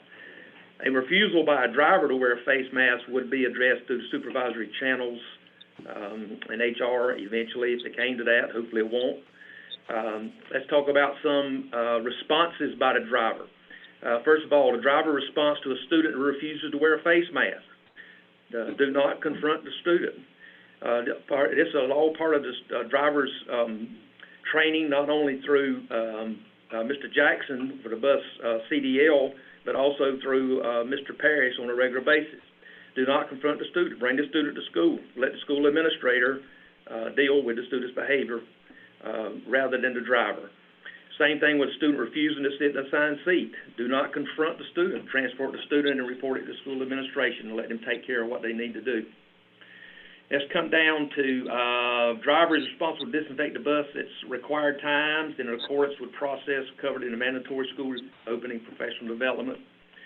If we look at mandatory school reopening professional development online, in addition to the district-wide PD that Dr. Owens and her group are putting together, Mr. Parrish will also, with bus drivers, and this includes non-employees and employees that are bus drivers, all those people will undergo a little more training as far as how to use the disinfectant, how to spray it, and to make sure that, for example, there's some places on the bus that are sprayed, such as your instrument panel and that kind of thing, have to be wiped off, even though the spray dries in about 5 minutes. They don't want to take any chance of any kind of electrical issues. As we move deep into Plan B, all the things in A become even more critical. The volume of ridership, it's a 50% capacity. If you think about that, if we do one student for each seat sitting next to the window, then that's 6 feet or more apart from window to window across that aisle. Should be fine with students wearing masks to sit in the seat behind. With your elementary students and the majority of your middle school students, that seat that they're in front of them, that padding is high enough to almost cover their face. But the key is to be able to wear the mask. So if you got a 44 capacity bus, 1 to a seat is going to be 22 or less.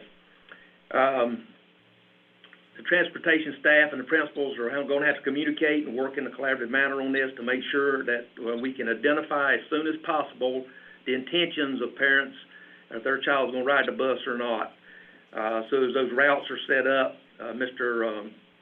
Parrish and his group can make any kind of adjustments they need to. And here the mask and here the staying in your seat and facing forward and that sort of thing become even more critical to make this work. We have some signage that we're going to install on the buses as far as assigned to a seat, wearing your mask, that sort of thing.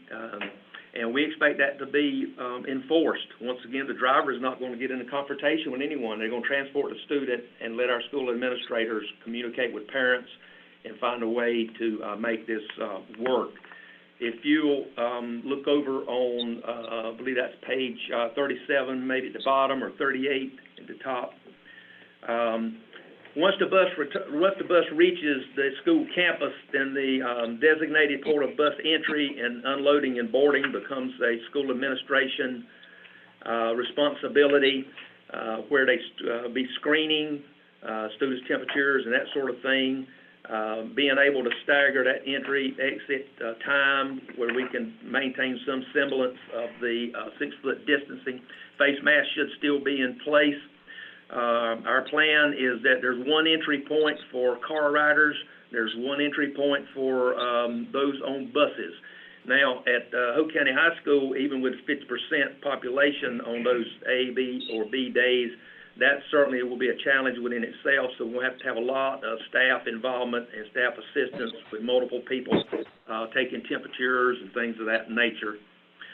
Cleaning, sanitizing, and the disinfecting process. There'll be hand sanitizer or hand wipes also available on the buses for students that might need that. But it's critical, if that spraying takes place after each route, we should be fine as far as the disinfectant on that goes. But we still will have hand wipes that are at least 60% alcohol, but are approved as far as any kind of reaction from students. We made sure Mr. McGregor and Scott Manus, as we researched these with our vendors, all the vendors have verified that the wipes and the hand sanitizer we're talking about for buses and classrooms and schools, that sanitizer and disinfectant are safe for children and adults, and there's no lingering effects, the best that we know.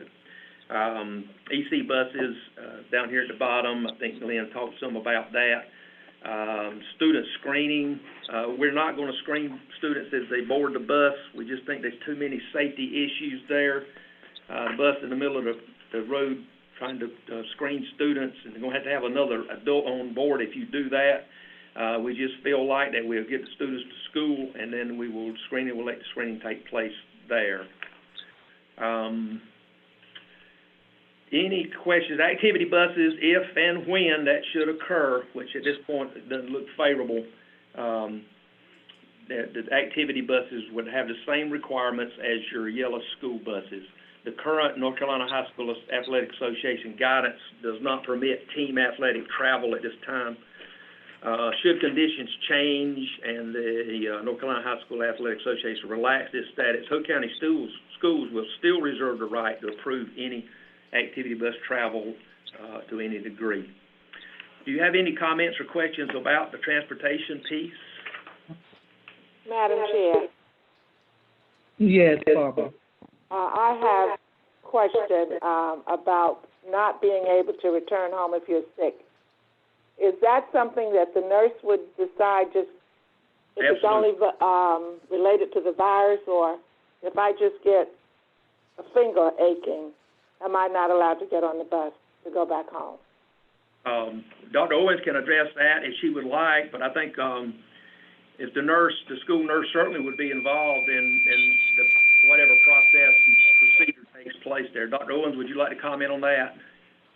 Can you repeat that question, Ms. Bowie? I did not hear the first part. My question really is, if it says that a person who gets sick during the day would not be able to get on the bus to go home, would that depend on what the illness was, and would some nurse make the decision, or would just because you got sick you're not able to get home by bus? Yeah, Ms. Bowie, I think that's going to be based on that 100.4. The temperature is going to determine all of that. Yes, that's correct. And we would also follow our protocol and contact the parents as well. Okay. And my second question is, if a parent decides to drive their child to school and then decides to change their mind, how much time do you need to get that child reassigned to a bus? Well, once the TIMS form is, completed, that should take place for the next day. It shouldn't be any kind of delay if we can have the information and verify it. If for a permanent assignment to a bus stop, then Mr. Parrish's, team would take care of that. Shouldn't be any kind of 10-day wait or something like that. Okay, thank you. But for a new student, it will take a little longer, right? It is possible, but, my experience in that is that school principal, can, expedite that some if he has all the, or she has all the necessary documentation. Okay. Even if the bus is full, I guess that's my concern, that the bus is probably going to be full, and with the social distancing. Yes, we've had conversations about that, and our transportation folks, as they develop those routes and make those adjustments, it's going to be some period of time, to get all this straight, especially in B, as far as who is on and what not. If you have someone to show up at the bus stop who does not ride on an A day, usually rides on a B day, but they're on an A day there, we're not going to get in an argument with that person. We're going to transport them to school and let school administration and transportation work that out over a period of time. And also, Ms. Bowie, we will allow, if necessary, civilians to sit together. That will create some seats for us, if that need arises. Yes, it will. In Plan B, that would be on a, could be on a little temporary time frame, depending on if we can maintain that 6 foot across on that. Of course, nobody's going to be kicked off the bus. The adjustment might be made at a different bus picks up somebody else on that bus, depending on their address. Okay. That's going to be a work in progress, and it's probably going to be a work in progress ongoing for a good amount of time. But we're going to err on the side of the student and the parent, and then ask in return for their support. Okay, that's the answer I needed. Okay, now let's move into facilities. I guess I would say 3 things here about this. This is critical for our success, is the cleanliness of our buildings. We've always taken this seriously. Our custodians have always overall done a very nice job as far as cleaning our buildings, but now it becomes more critical than ever if we want to have any kind of buy-in from parents and students about school. We can't afford students to be going home and talking about how dirty this is and that and the other, so we don't even want to get into that. So Matthew McGregor, myself, Dr. Williamson, we've already, during the past school year, we made numerous trips out to different schools. Matthew's done some training with all the custodians on equipment and on how to take care of different areas in the school, the bathrooms. And so we feel like we really made some progress in that, and we've got to make sure that carries over throughout this school year.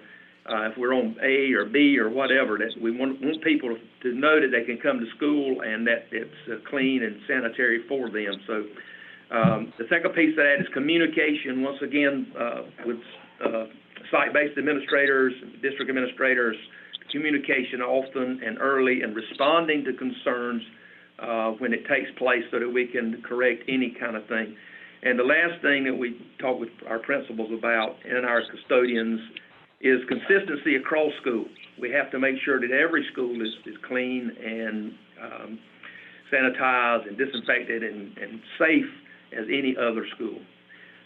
First thing I want to talk a little bit about under facilities is classroom size and space.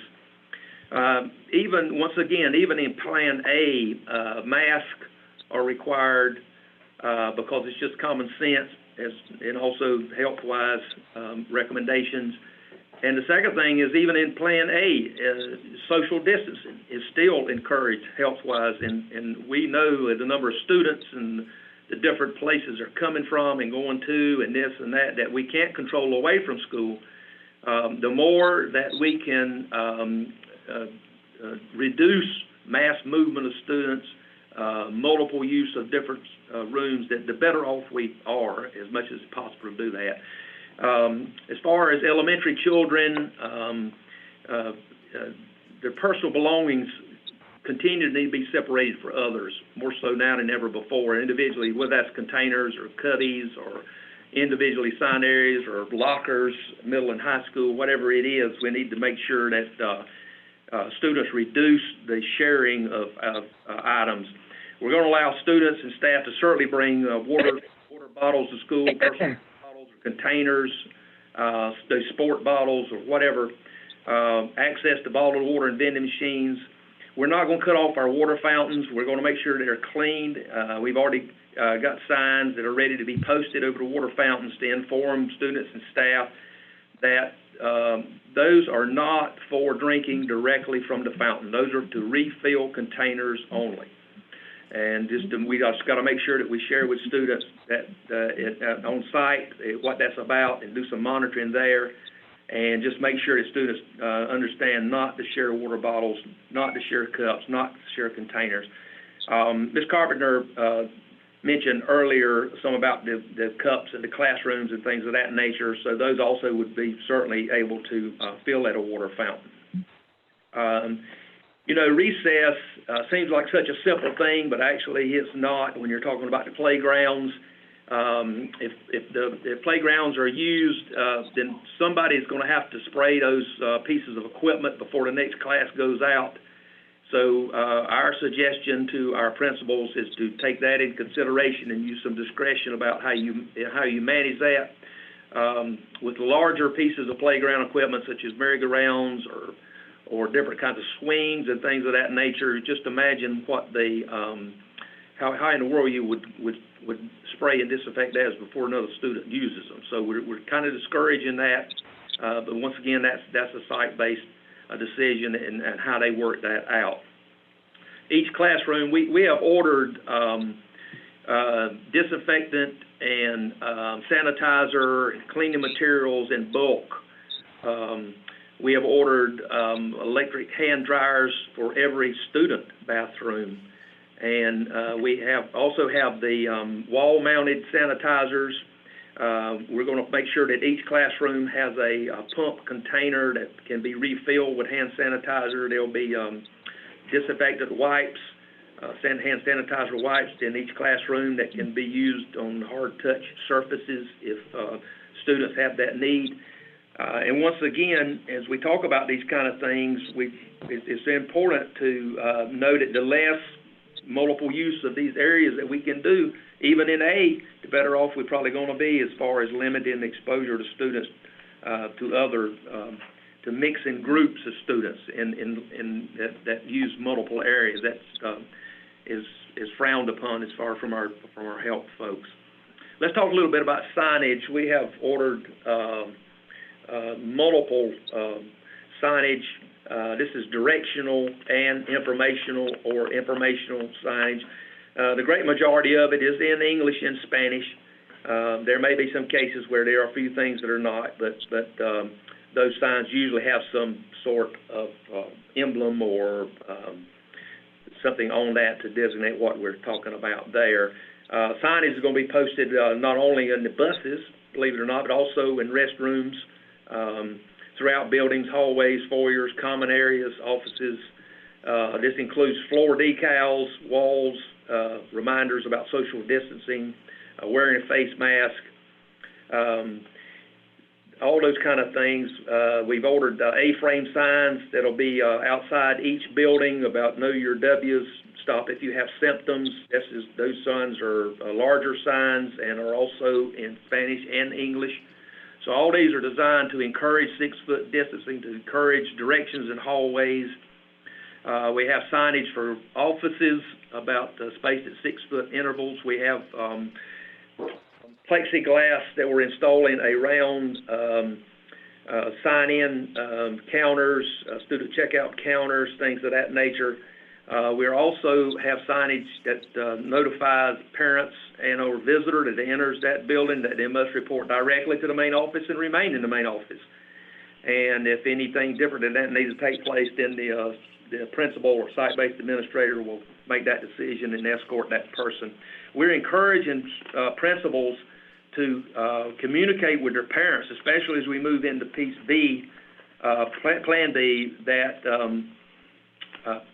parents call ahead, if they need to sign out a student, even though they'll still go through the student sign in. When they get there, at least the staff can be, finding that student, and so that simplifies the time that parent is on campus or that visitor is in that office. Custodians, have a, evening schedule, and what I mean by evening schedule is that, assign different areas to take care of. We're encouraging our principals to help us come up with a time, for elementary, for middle, and for high school that the building will be vacated in the afternoons, early evening, or whatever, so that our custodians can get to work without other people in the building to not only do their usual cleaning, but it'll also be deep cleaning, which is spraying of every area in that school every night. All the classrooms, all the bathrooms, all the hallways, offices, multi-purpose rooms, gyms, cafeteria seating, and kitchens.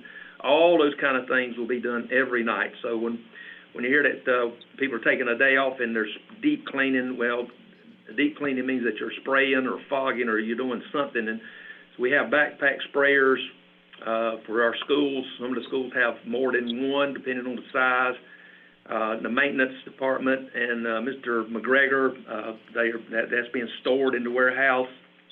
And they'll work with the custodial staff and the principals to make sure that those people are trained in how to use that material and those devices. We've ordered electric power washers for every school that will only be used for the inside. Those are for your bathrooms to work on the grout and to make sure that those are clean and don't have smell in them. And so that's extremely important. During the daytime, we've got to pay special attention to high-touch areas such as doorknobs, door push and pull bars, handrails, countertops, water fountains, dispensers, all those kind of things through the day. That the custodians have to be aware of this and have to be able to wipe those areas down. That's a little more. Usually, what we've encouraged custodians to do is to make pass-throughs through bathrooms and hit doors and those kind of things, entranceways, sometime mid-morning after lunch and sometime mid-afternoon. But now that becomes even more critical because we can't afford any kind of negative feedback on those kind of things. Roger? Yes, sir. My experience has been that my custodial staff pretty much had a full plate. Absolutely. With all this added responsibility, are we using any of our federal money to increase the custodial staff at each school? No, sir, not this time. We're not. One of the things that we're doing, Go ahead. One of the things that we've done during the spring when school was out and on through the summer is that we've continued every day. The custodians have worked and cleaned those buildings. And after we purchased the disinfectant and the backpack sprayers, then all the areas that are being occupied by staff through the spring and in this summer, including district facilities, have been sprayed at least 3 times a week. So and I think the way, if we can get a agreeable time that in the afternoon, whether it's 5 o'clock or whatever it is, that building is empty, and we lock that building, then as part of the normal cleaning, the custodians can go ahead and get to work. We hope to designate a couple of people at each school in larger schools such as the high school and some of our larger schools have more than one backpack sprayer, 2 or 3 or whatever they need, that designated people can go ahead. As a room is clean, they can go in and spray that room and be done with it. So we think maybe some teamwork. Have all the equipment they need. My question really is, do we have adequate staff to get the job done? Yes, Mr. Richards, to answer your question, yes, if we need to extend hours, if we need to bump part-time and custodians to full-time, we can use those funds to do that. We'll know what the needs are once we get started. To answer your question, yes, we can do all of those things out of that federal money. Yeah. Over on page 44,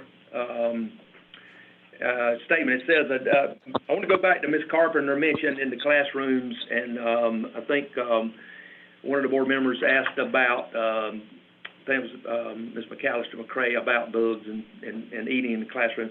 We do understand that we'll need additional trash receptacles, cans, or whatever in the hallways during the breakfast times and in the lunch times. We have had those since we started doing the in the classroom breakfasts, but this will sort of push that up a notch or two, and so we're planning to have plenty of those available where we can put those out during that time and immediately remove that. If there should be any kind of sign of pest or that thing, we call, and it's usually sprayed that afternoon or the next afternoon when the staff leaves. That's been very well.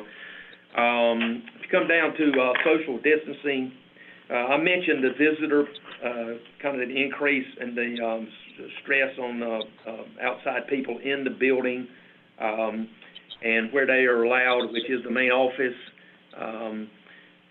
When we talk about renting facilities and those kind of things, all that is on hold. We don't plan to do any of that at this point in time unless it's proved directly by the superintendent. If we have a ongoing long-term arrangement with a group such as a church on Sunday or that kind of thing that uses facility, then that will be allowed to continue at this time, whether we're in A or B or C, unless some sort of something takes place that we don't know about at this point in time. But we just think it's important that we know who's in our building, and we're able to reduce as much of the movement as we possibly can, as we avoid as much of the sharing of students of items and spaces as we possibly can, which makes whatever makes sense and is feasible and able to do. I'd like to mention also that our safety drills will continue. Every school is going to continue to complete their assessment, and then also their Safe Schools plan, and we still run our severe weather drills, still run our monthly fire drills, and we'll still run our critical response incident lockdown drills as we usually do. All those will have to be taken care of. Anyone have any? Let's look at B for a moment. Our maintenance department is constructing portable panels.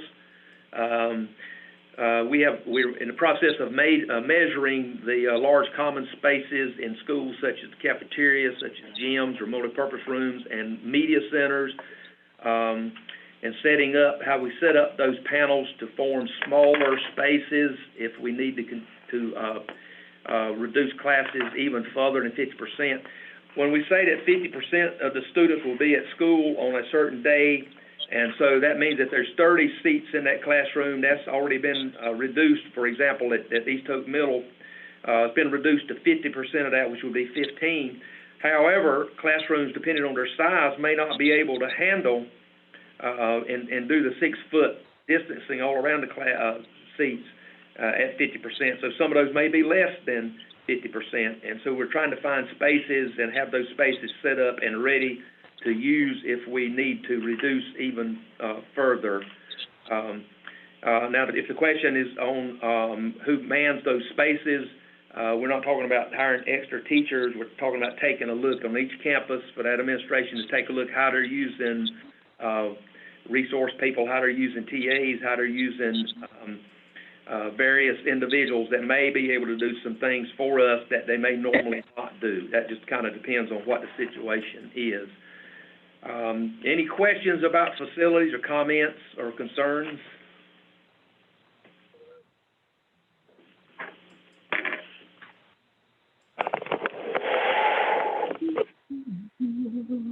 Great. We'll take that. Roger's being clear on that. That is a major part of being able to operate on Plan A, B, or C. Jody, communication plan, please. Good morning. So for the communication plan, our considerations for plans A, B, and C are all the same. And basically, we want to over-communicate. We don't want our community to have any questions or make assumptions about what we're doing. We want that to be clear. So we will ensure consistent, accurate, and timely communication. We'll disseminate COVID-19 information to staff, students, and families through every communication channel we have, which includes email, website, school messenger, social media, videos, newsletters, and newspapers. We'll use components from the Public Health and Social Media Toolkit to create a comprehensive district social media campaign. We'll maintain a designated place on our website's homepage, as well as each school's website homepage, to contain COVID-19 information about school operations, and other critical information. We'll also provide key messaging and COVID-19 information to schools from the district in order to control misinformation and ensure that the information our staff, students, and families receive is coming directly from reliable sources. As Mr. Edwards mentioned, we'll post signs, posters, and flyers at main entrances and in key areas throughout the schools and other facilities. We'll ensure all forms of communication are available in multiple languages and also appropriate for our students and families with disabilities. We plan to create 3 short videos to help illustrate procedures for students and staff to follow as they enter our buildings, as well as to overview the remote learning plan, as well as the re-entry plan. We'll also conduct virtual parent-family sessions to support remote learning. And lastly, we'll create a communication task force, which includes members of cabinet and other important members such as principal representatives. Any questions?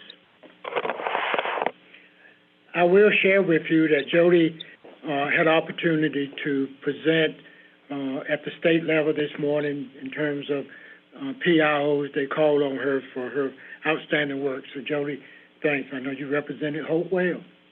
Thank you. Good. Any other questions for Jody? If not, that brings us to student learning, instructional planning. Good morning, everyone. Good morning. Good morning. Our hope would be to come back under a Plan A, which would be minimal social distancing, but I think we all recognize the likelihood of that happening is very, very small. But we do have our plan in place that if we were able to have all students return back, most of our work would be really on helping train and prep and prepare students and teachers to shift into Plan B or Plan C should we need to. So a lot of the work will involve making sure that our instructional materials and our instruction could very easily be shifted from a face-to-face situation to an online platform.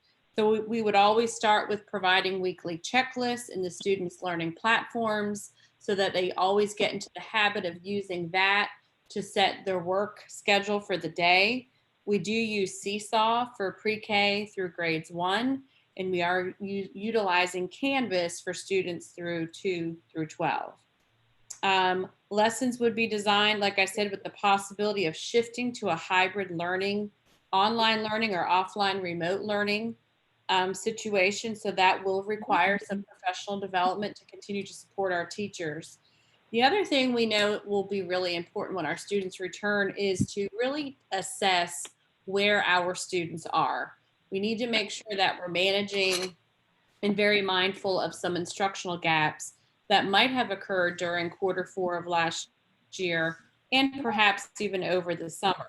So we have some assessment tools that we would provide to the teachers, such as our K-3 reading diagnostic assessment. 3rd graders will be taking their typical beginning of the grade assessment. The state this year is requiring that 4th graders take a beginning of the year reading assessment. DPI has provided some different assessment resources that we can use because we know it will be critical to really gauge where each student is when they return. That being said, we know we will have to provide some virtual extended learning opportunities, such as some virtual tutoring, things like that to kind of help fill in some of those instructional gaps. We are also providing for the teachers a list of standards that would have been taught last year during Q4 and talking with them about how we can integrate them into the pacing guide into their instruction during the first quarter so that we can kind of teach some of the old standards while we're also teaching the new standards for the current grade level. Each student in Hope County does have a transition plan that was developed by their teacher in the 1920 school year that basically outlines where that student's gaps were, where their strengths were, and that'll be a very critical document that we hand over to the teacher for 2021 so that they have a good picture of where that student is instructionally. So we plan on utilizing those. We know that we're going to have to help students learn the platform for Canvas because some of them that will be new, and also for parents. So we do plan on creating some videos to help support parents, teachers, and students in these new platforms.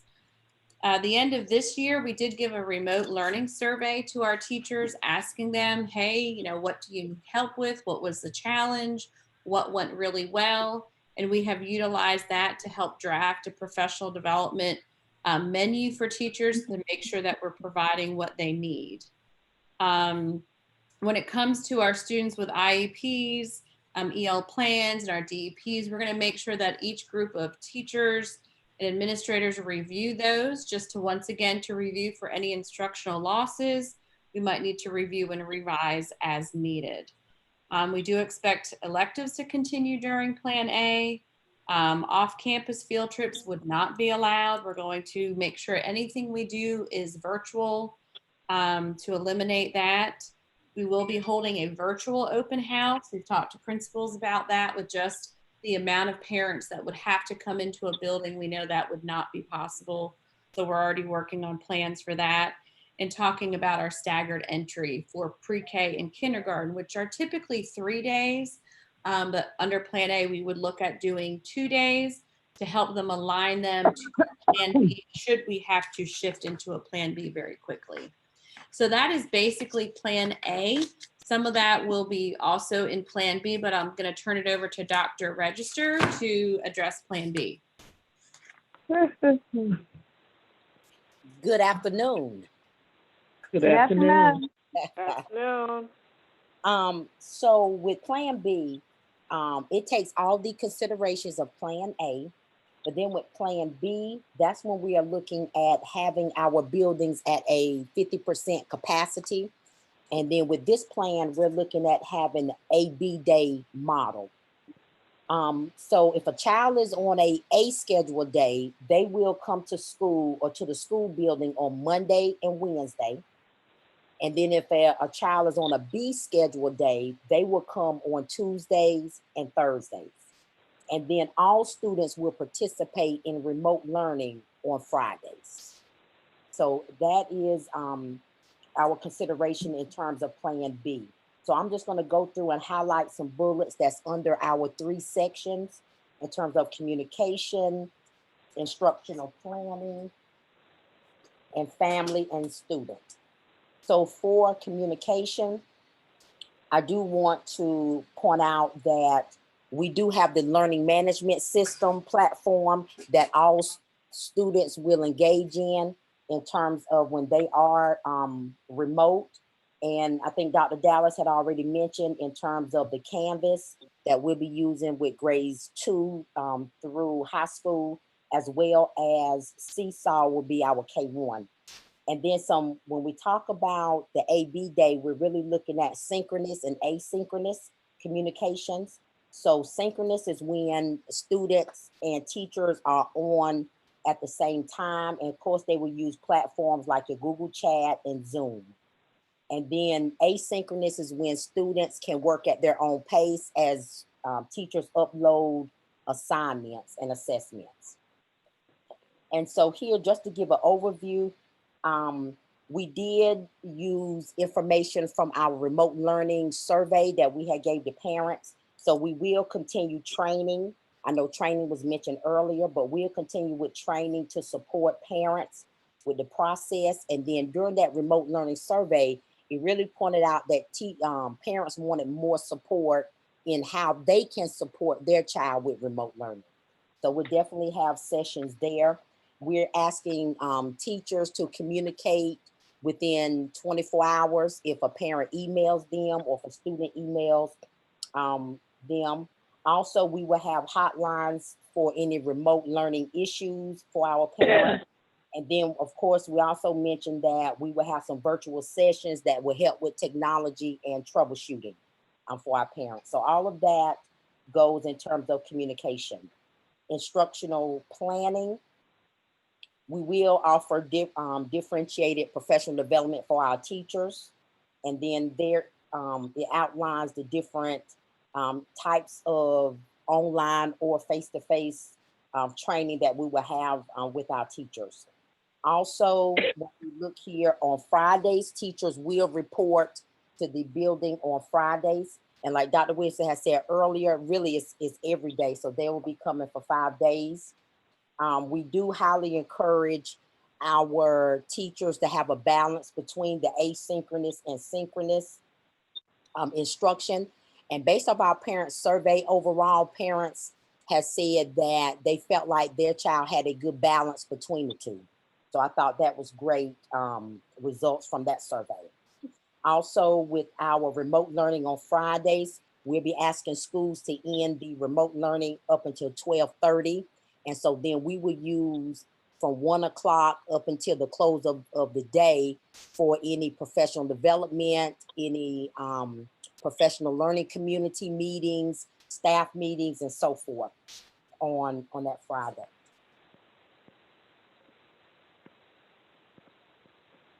Also, in that section, when we speak on in terms of instructional planning, teachers will continue to use IEPs, your 504s, your EL educational plans, as well as your DEP plans for students.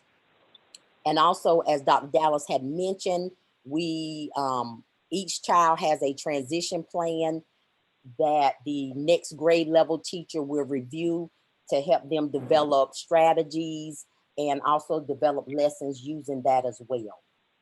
And then for our last section here, the family and student, like it was already mentioned before, we will have open house videos, parent nights to communicate with our families, as well as we want to ensure that we identify students for the AB schedule. And what we have asked principals, we've asked principals to consider the oldest sibling. For example, I can give you Hope County High School. I had asked Dr. Hunt to give me an estimate of how many families will be impacted that have siblings at other schools. And that was about 253 families that have siblings at other schools. And so that's why it's so important for them to consider the oldest child. And then I do want to add that Dr. Hunt did email a list of all siblings to our principals. So then they would know which students have siblings at other schools and know where those schools are. Also under this section, we also wanted to continue to communicate our expectations to our students and our parents. So then of course we will have reference guides for our students when it comes to remote learning. Also, another way we wanted to support students when it comes to remote learning was the district will create videos on how to navigate online resources and then how to submit work. And then of course, schools will determine modifications for students with limited connectivity. Are there any questions? Yeah, Dr. Register, has there been any discussion on creative scheduling to reduce student movement? For example, let the teachers move rather than the students? Yes, and that has been discussed in terms of how would it look if the teacher moved versus the students moving to kind of limit the movement. And I do want to say that I think it's based off of the child's schedule. So they're taking all Right. of those precautions in terms of in scheduling.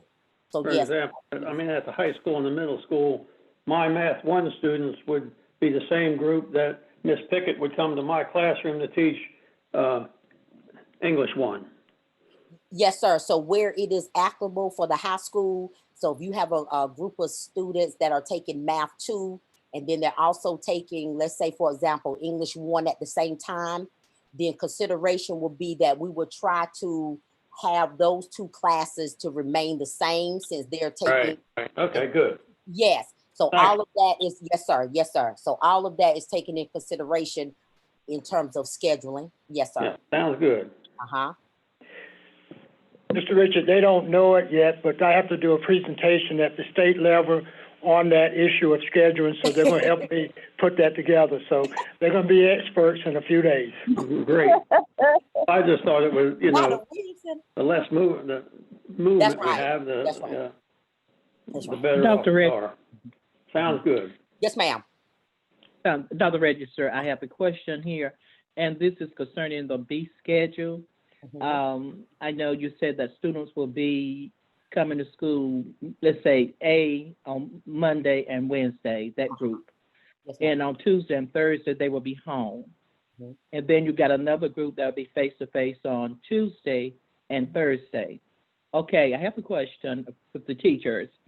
All right, if a group should come on Monday, they're home Tuesday, and that teacher that they had on Monday, the lesson that's been assigned to them on Tuesday, would that be more of reviews or some independent practices? Would that teacher give that assignment for them on Tuesday to follow up with what they were taught on Monday? So whenever they get back on Wednesday, there will be review, and there will be another set of basics that she will have that they will carry over to Friday. Yes, ma'am.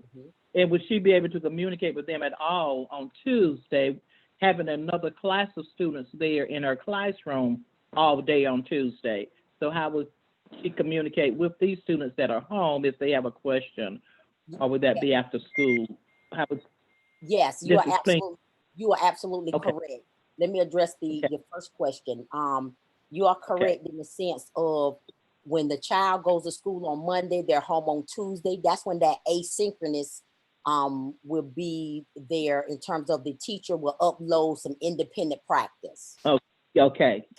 So you are absolutely correct. Now, if a child has a question, let's say during the day, the teacher does have a class, but then at the same time, teachers do have a planning period during the day where they can, communicate with individual students if necessary, and then as well as after school. So there is going to be time built in for them to communicate with those children who are at home on their remote learning day. So yes, ma'am, you are correct. Yes. Okay. Thank you. Any other questions for the AB schedule? Yes. How do you choose what students go on those scheduled days? Which students? Well, there are several considerations. One, in terms of scheduling, I'm going to go back to what Mr. Richards had mentioned in terms of considering less movement in the building where possibly the teacher can move. So that's one consideration. Another consideration will also be in terms of siblings. So you have to look at where those, you want to try to keep families or siblings on that same AB schedule. Right. So that's why, so that will be another consideration in terms of scheduling. Also, when you're looking at scheduling, I had asked the principals, also you may want to go back and look at historical grades, look at the performance of students, and then take that in consideration as well. So there's several considerations in terms of how they will actually decide who will go on a day or a B day. Okay. We have already asked principals to have their rosters set up, classes set up, so we'll know and can speed up that process. So We've been working on that for the last 2 weeks. Okay, good. Thank you. Thank you. May I ask a question? Yes, ma'am. Will parents have any input into the scheduling, as some of them will have to do babysitting scheduling as well?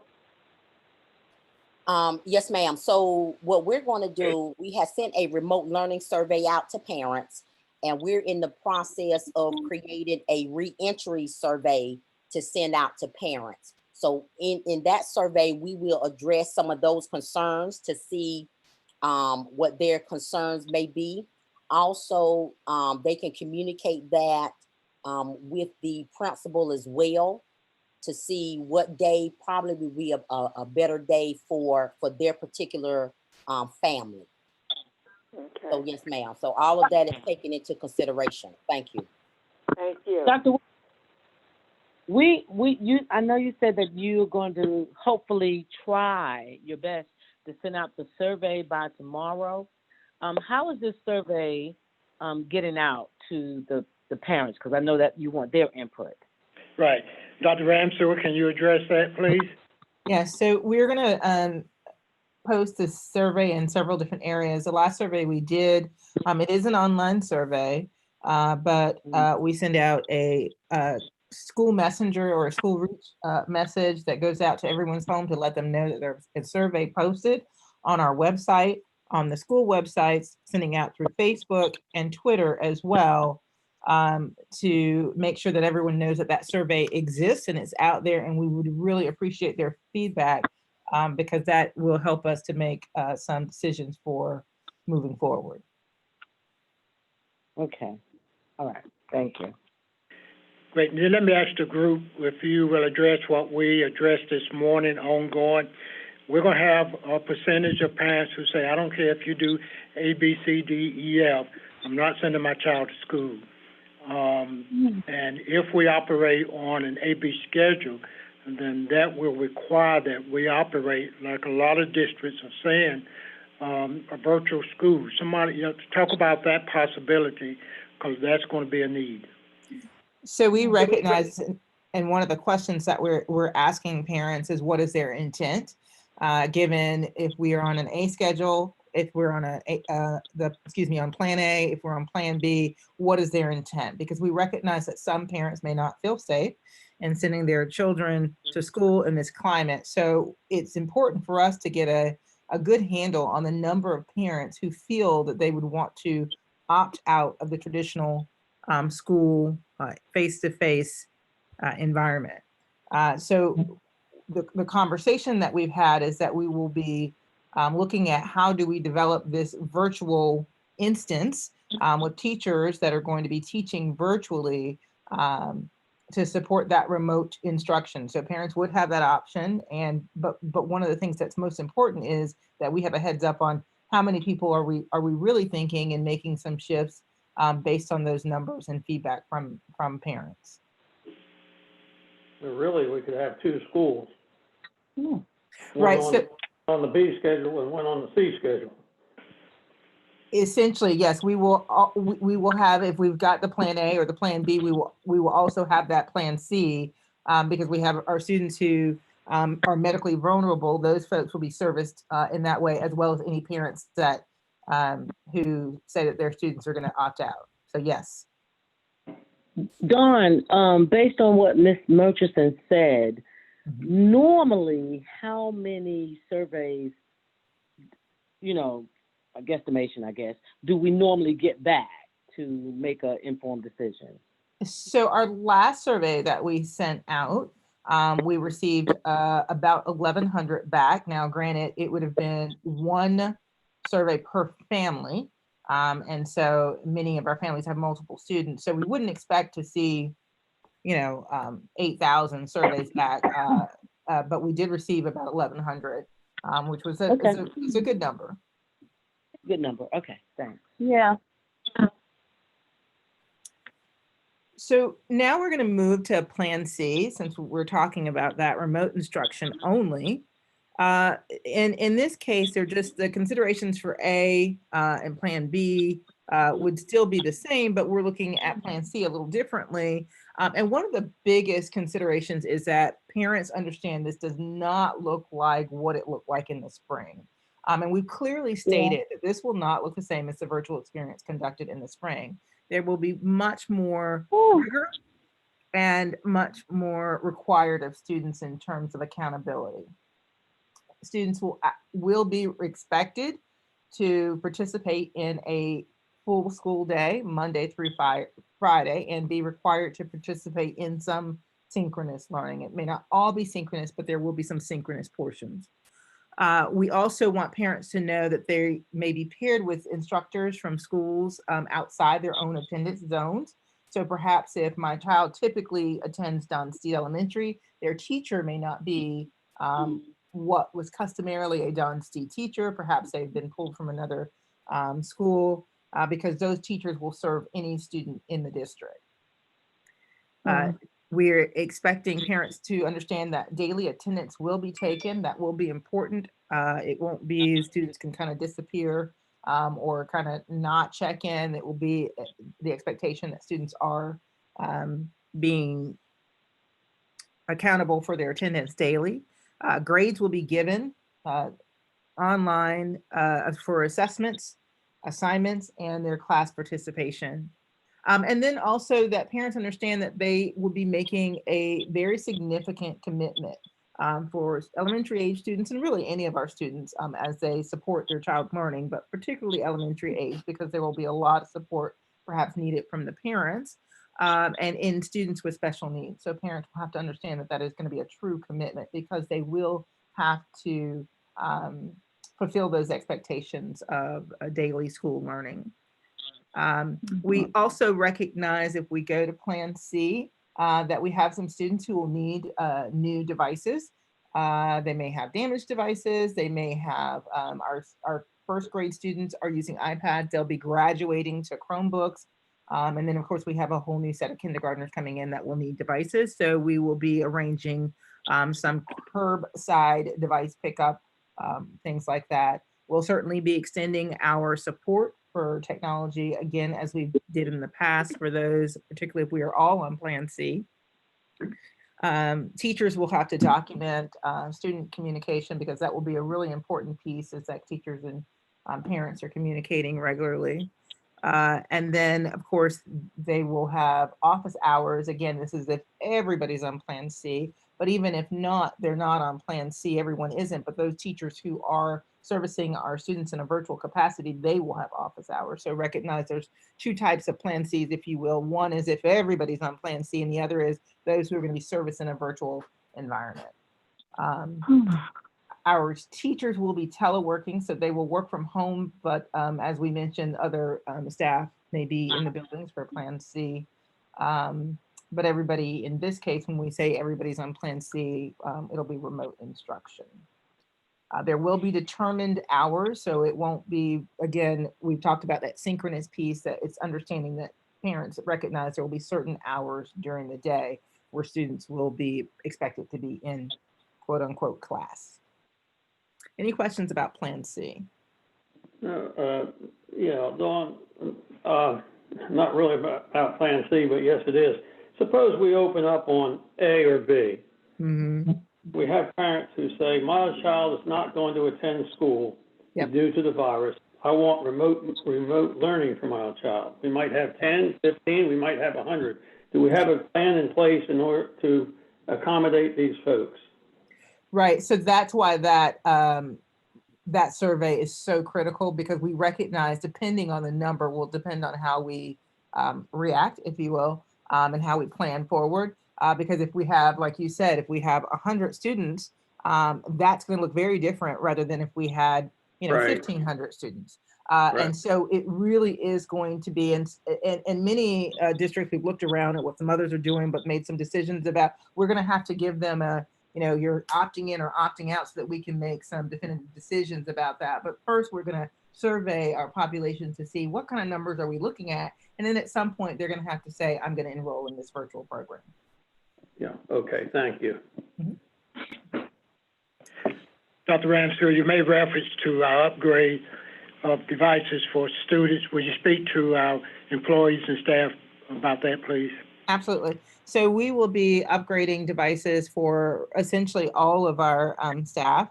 As we mentioned a little earlier, all of our support staff, essentially anyone who is working with our students in instruction will be receiving access to a device.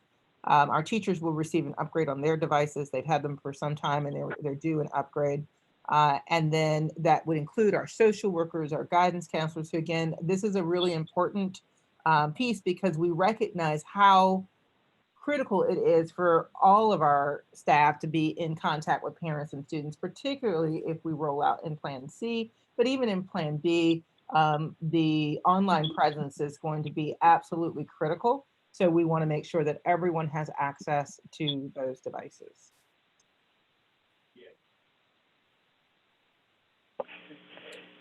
Any other questions? Great, then. Yes, I'm sorry. Well, I was going to just move us right on to equity and excellence, if that's okay. Yes, please.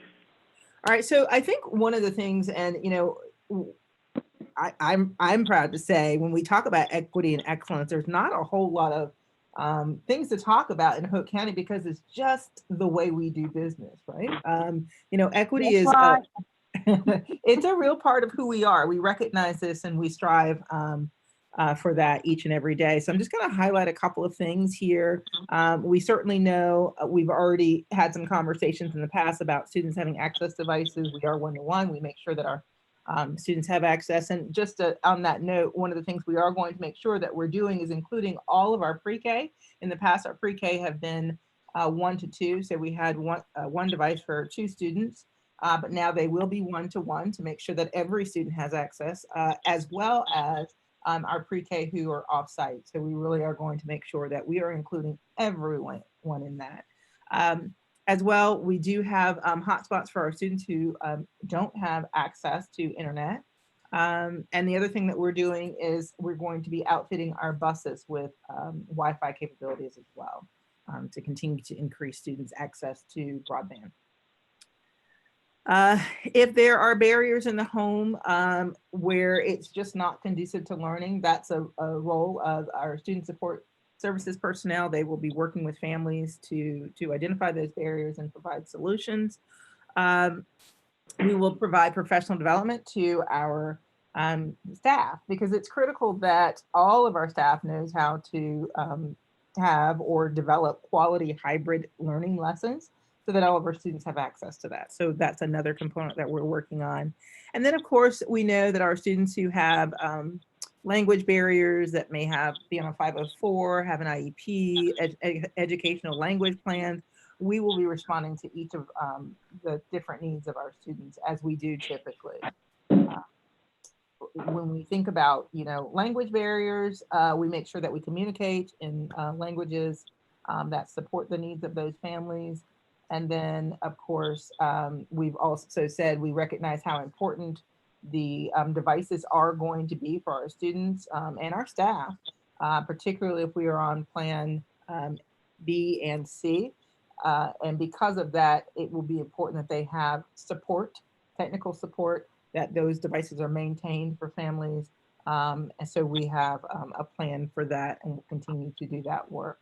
And then, of course, lastly, certainly equally important is making sure that our students have access to all classes. And again, that's not new for Hope County. That's something that we typically do. And really Great, that, I'm sorry. Any questions, concerns? Great, that brings us up to state, federal regulations and policies. Erica? Good afternoon. Good afternoon. Well, I'm here to speak briefly on the last component of our reentry plan is our state and federal regulations, as well as our local policies to ensure that we are in compliance with those regulations and policies. So with our Plan A and B, they're similar. We want to make sure that our students, whether they AIG EL, or student with a disability, foster care, or homeless, still receive the services they would if we were in school as normal. So I want to bring your attention to a couple of them in our plan to make sure that students are receiving those services and how that's going to look. For AIG, student with disabilities, as well as EL, teachers will maintain a service log to ensure that those students receive those services. The key to all of this, the most important part is, I want you to remember, is FAPE. We want to make sure that all students will be provided a free and appropriate public education that is consistent with their plan of study that is outlined within their educational plan. So that log would be documented of the services that's provided, regardless if they are in Plan A, B, or C.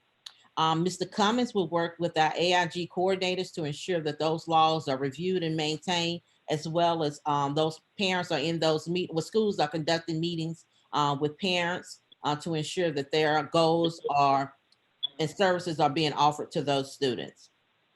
For special ed, Lynn as well will be working with EC teachers in the building, as well as her EC coordinators, to make sure that that we continue with our testing and screening of those students, identifying EC students, as well as making sure that their services and goals are being met, to make sure that we meet those students' unique needs and circumstances.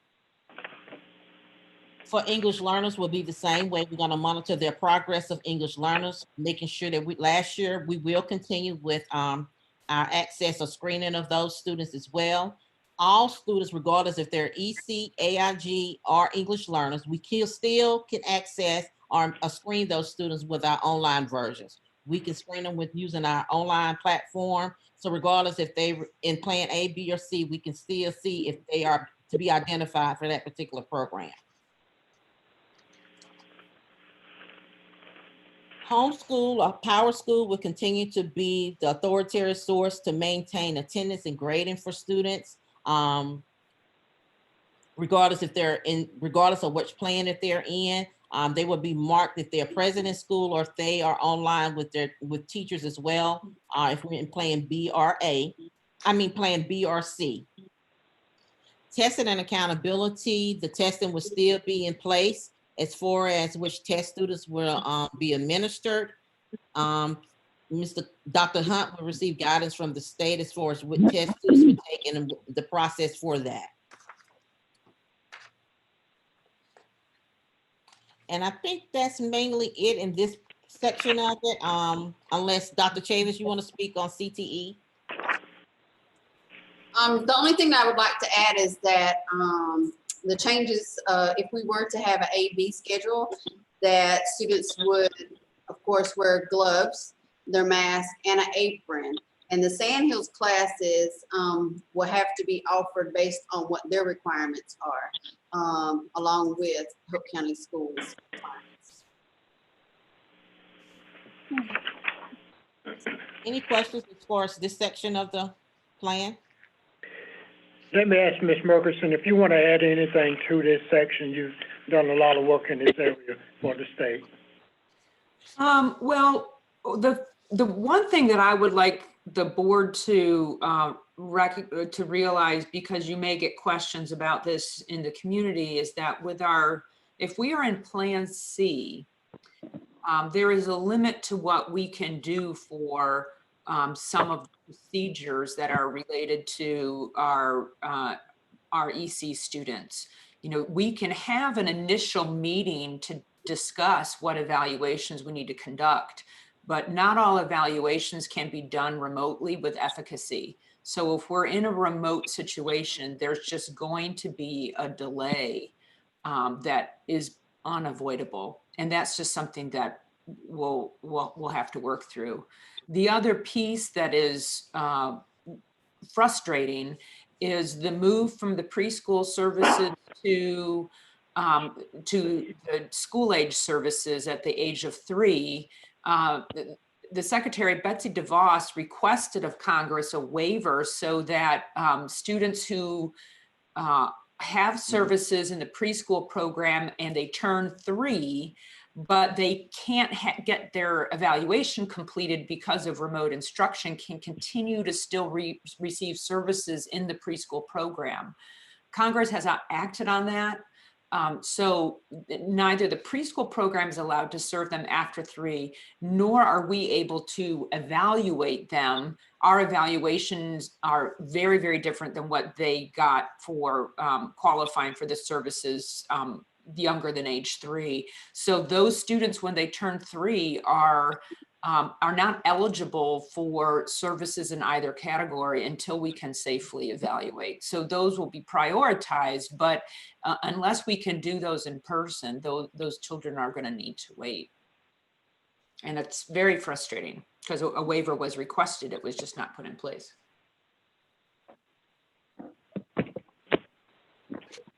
Keep us on track. Yeah. Anything else? So members, do you have any questions for us whatsoever? I know it's taken some time to go through that, and I appreciate your patience and the staff in sharing out any questions or any concerns, because like I stated from the beginning, our intent is to take draft off once we finish all the edits and make it public in front of an announcement tomorrow from the governor. Now, I do want to ask the surveys, Dr. Ramseur and Dallas, everybody that's working on that, in the draft, is that something we can send to the board members just for their review? You might want to ask the question, add to that, and then we plan to finalize that tomorrow morning and then send that out.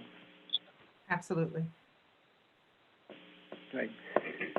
So let's plan to do that, just so that our members can take a look at the survey and know exactly what we are asking and make any recommendations for change or add to whatever the case might be.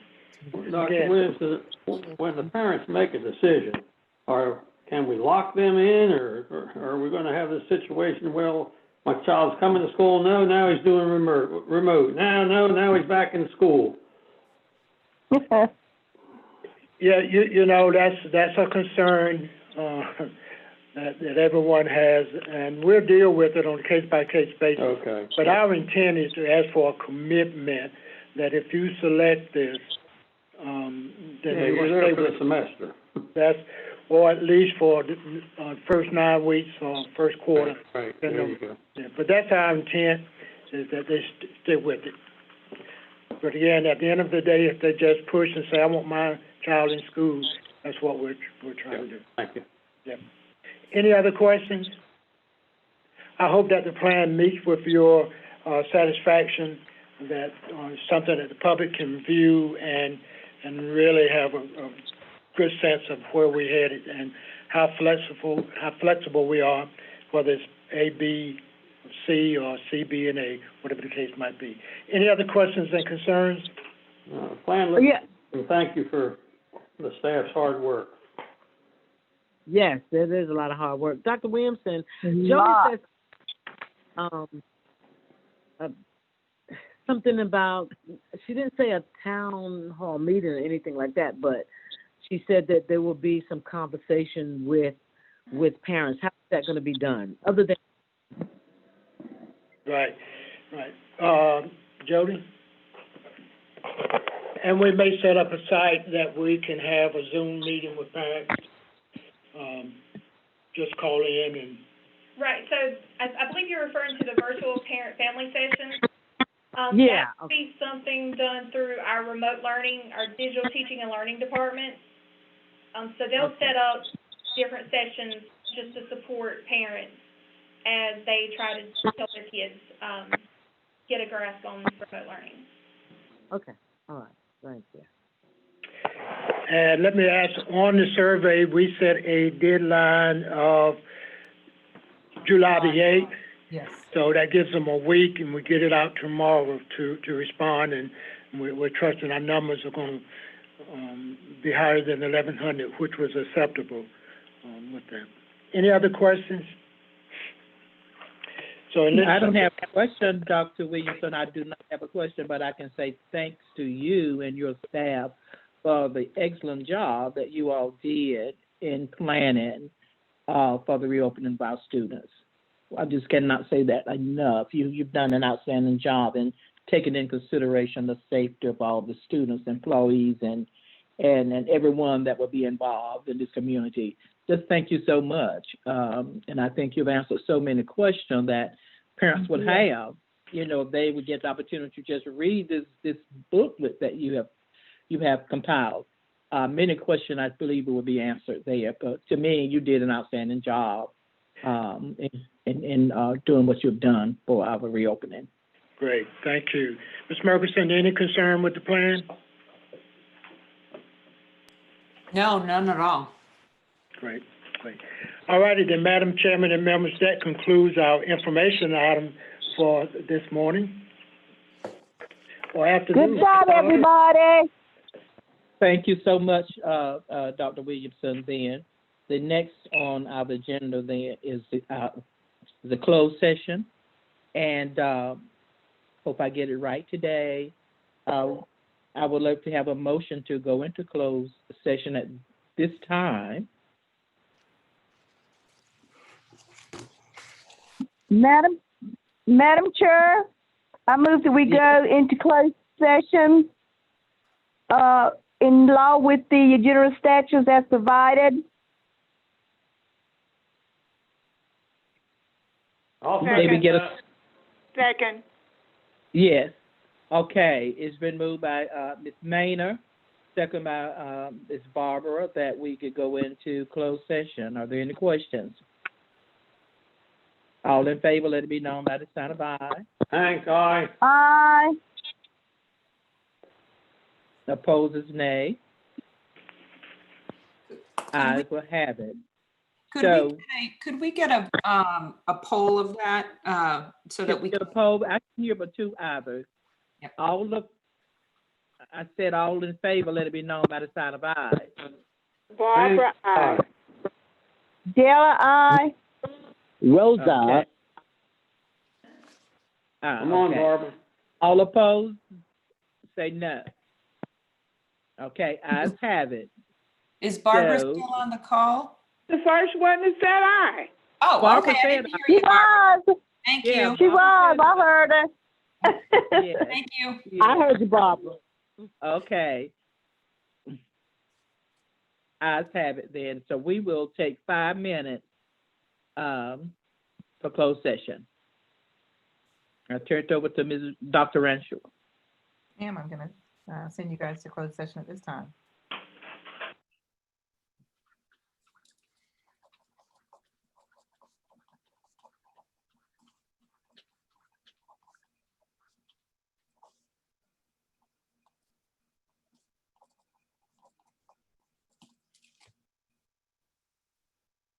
Carolyn, you're still in the main. Oh, section. I am. Sorry.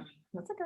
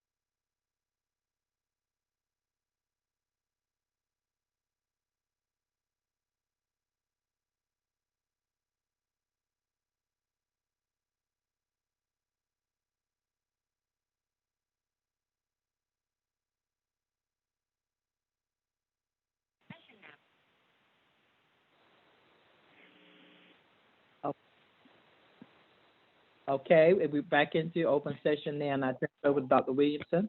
Great. Thank you, Madam Chairman and members. I am requesting approval of personnel action items 1, 2, and 3, as was shared by Dr. Thomas, please.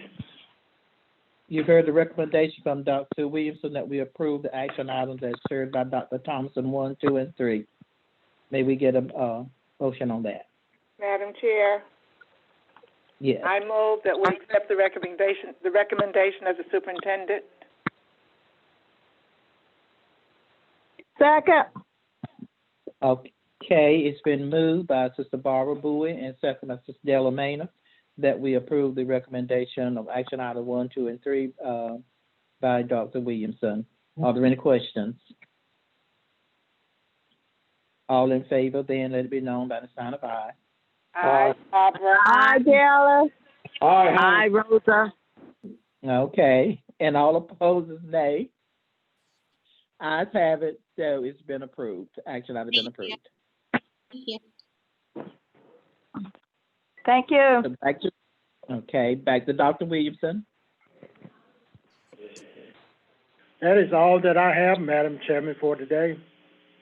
Okay, at this time, may we get a motion then for adjournment to our next meeting on July 14th?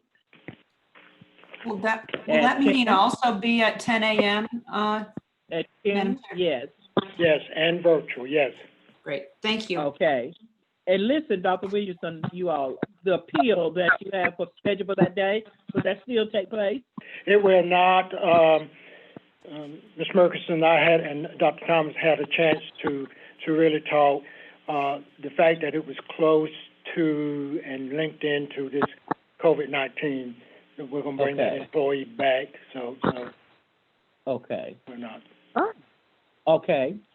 So we have we gotten a motion here? Did I see a motion to adjourn? We did. Okay. All right. So, we'll have been adjourned then to July 14th. Have a good afternoon, everybody. Thank you so much. I don't think we got a vote on that motion. Oh, that's Thanks, okay. aye. Okay. All opposed, nay? Della, aye. Rosa, aye. Barbara, aye. Okay. Opposed, nay? I have it. Thank you all. I have it then. So we'll adjourn. Thank you. Be blessed and safe, everybody. Have a good week. Thank you. Same to you all. Same to you all. Thank you, Dr. Bye. Wilson. Everybody. Good job, Okay, everybody. Thank you. Bye-bye. Bye-bye. Bye-bye.